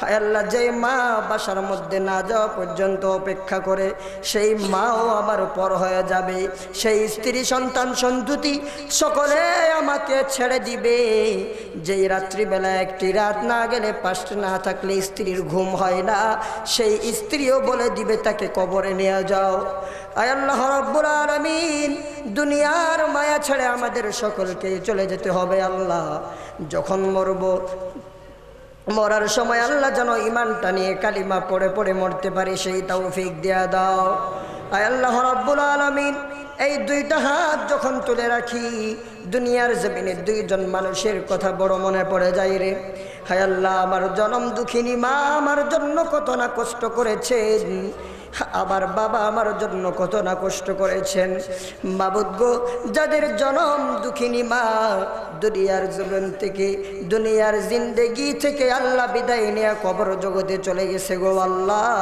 তাদের মায়ের কবরের আযাব তুমি মাফ করে দাও আয় আল্লাহ রাব্বুল আলামিন যাদের মা দুনিয়ার জমিন থেকে চলে গেছে আয় আল্লাহ তাদের কবরের আযাবগুলো মাফ করে দিয়া তাদের কবরটাকে তুমি আল্লাহ জান্নাতের বাগান বানায়া দাও আয় আল্লাহ রাব্বুল আলামিন যাদের বাবা দুনিয়ার জমিন থেকে চলে গেছে আয় আল্লাহ রাব্বুল আলামিন তারা বুঝতে পারে বাবা কেমন জিনিস হায় আল্লাহ আমার বাবা আজকে দুনিয়ার জমিনে নাই যখন মানুষগুলা বাবা বাবা করে ডাক দেয় চেয়ে তাকে আর চোখের পানিগুলা ছেড়ে দেই হায় আল্লাহ আজকে আমার বাবা যদি দুনিয়ার জমিনে থাকতো আমিও বাবা বলে ডাক দিতে পারতাম আয় আল্লাহ রাব্বুল আলামিন আমার বাবা আমার জন্য কত না কষ্ট করেছে মাদ্রাসায় পড়িয়েছে কোরআনের হাফেজ বানিয়েছে হায় আল্লাহ রাব্বুল আলামিন আমি আমার মায়ের কাছ থেকে শুনেছি যখন কোনো একটা ভালো রান্না হতো বাড়িতে আমার বাবা মুখে দিতে আমার কথা মনে পড়ে যেত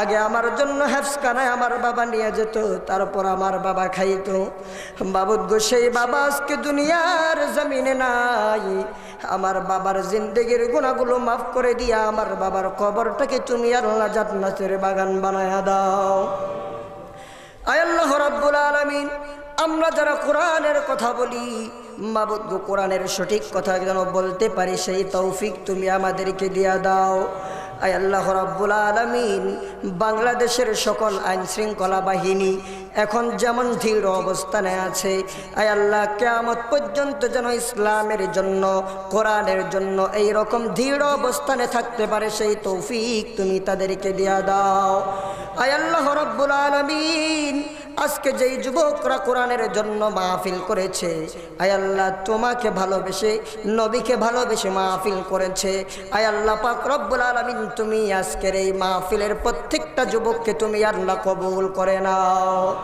আয় আল্লাহ রব্বুল আলামিন আমরা যারা হাত তুলেছি, আয় আল্লাহ মাবুদ গো, সকলের মাথা থেকে পা পর্যন্ত গুনাহে ভরপুর আল্লাহ। আয় আল্লাহ গুনাহ নিয়ে এসেছি, গুনাহ নিয়ে বাড়িতে যেতে চাই না রে আল্লাহ। আয় আল্লাহ রব্বুল আলামিন আমাদের জিন্দেগির সমস্ত গুনাহগুলো মাফ করে দাও আল্লাহ। আয় আল্লাহ রব্বুল আলামিন আজকে এখানে আমি সবার চাইতে বেশি গুনাহগার রে আল্লাহ। আয় আল্লাহ রব্বুল আলামিন আমার কথা যদি তোমার পছন্দ না হয়, মাবুদ গো অনেক বড় বড় ওলামায়ে কেরাম আছে গো আল্লাহ। আয় আল্লাহ রব্বুল আলামিন অনেক দাড়ি পাকা লোক আছে গো আল্লাহ।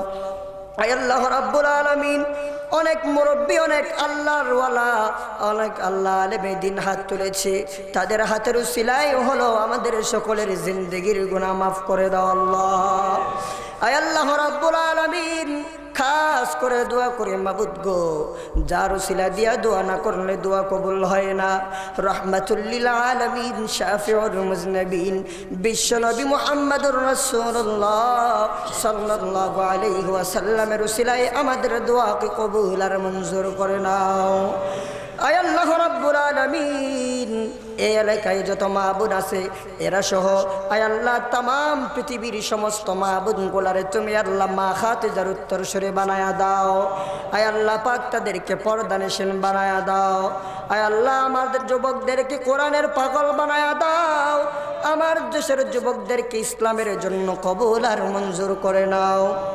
আয় আল্লাহ রাব্বুল আলামিন এই বাংলাদেশের মানুষ যেন আল্লাহ একে অপরে ভাই ভাই হয়ে ভ্রাতৃত্ব বন্ধনে আবদ্ধ হয়ে থাকতে পারে, সেই তৌফিক তুমি আমাদেরকে দিয়া দাও। আয় আল্লাহ রাব্বুল আলামিন বাংলাদেশের উপর তোমার গায়েবী মদদ দান করে দাও। হায় আল্লাহ পাক রব্বুল আলামিন বাংলাদেশটাকে তুমি আল্লাহ শান্তির দেশ হিসাবে পরিণত করে দাও। আয় আল্লাহ পাক রব্বুল আলামিন তোমার দরবারে হাত তুলেছি গো আল্লাহ, বারবার গুনার কথা মনে পড়ে যায় গো আল্লাহ। হায় আল্লাহ রাব্বুল আলামিন যদি কেউ জিজ্ঞেস করে গতকালকে কি দিয়া ভাত খেয়েছি, জিজ্ঞেস করলে বলতে পারবো না গো মাবুদ, কিন্তু 1 বছর আগে কি গুনাহ করেছি আমার এখনো মনে পড়ে আল্লাহ।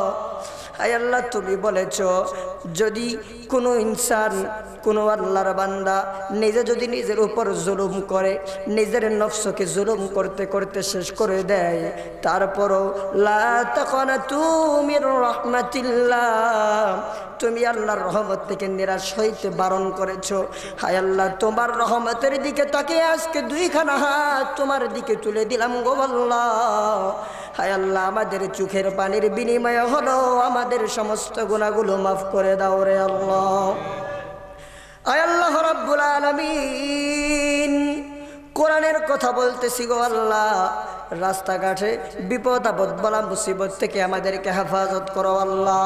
আয় আল্লাহ রাব্বুল আলামিন এই খুলশি এলাকায় যত মানুষ আছে সব মানুষগুলারে তুমি আল্লাহ ইসলামের জন্য কবুল করে নাও। আয় আল্লাহ পাক রব্বুল আলামিন মৃত্যুর আগে আমাদেরকে হজ্জে বাইতুল্লাহ নসিব করে দিও আল্লাহ। আয় আল্লাহ রাব্বুল আলামিন আমরা যারা হাত তুলেছি আমাদের মধ্যে অনেকে ব্যবসায়ী আছে, অনেকে অসুস্থ আছে। আয় আল্লাহ পাক রব্বুল আলামিন কার দিলের মধ্যে কি তামান্না নিয়ে তোমার দরবারে হাত তুলেছে জানি না গো আল্লাহ। আয় আল্লাহ পাক রব্বুল আলামিন সকলের ব্যবসার মধ্যে বরকত দিয়া দাও, অসুস্থতাকে সুস্থতা দান করে দাও। আয় আল্লাহ রব্বুল আলামিন সমস্ত মানুষের দিলের নেক মাকাসাদগুলা তুমি আল্লাহ পূর্ণ করে দাও। আয় আল্লাহ রব্বুল আলামিন বিশ্ব নবীর উসিলায় আমাদের সকলের দোয়াকে কবুল আর মঞ্জুর করে নাও। وصلى الله تعالى على خير خلقه محمد وآله وأصحابه أجمعين، وجعل آخر كلامنا عند سكرات الموت شهادة أن لا إله إلا الله محمد رسول الله। তোমার নামে গান গাহিলে কণ্ঠে আসে সুর তোমার নামে গান গাহিলে কণ্ঠে আসে সুর তোমার নামে আজান শুনে রাত্রি যে হয় ভোর তোমার নামে গান গাহিলে কণ্ঠে আসে সুর তোমার নামে গাছের ডাল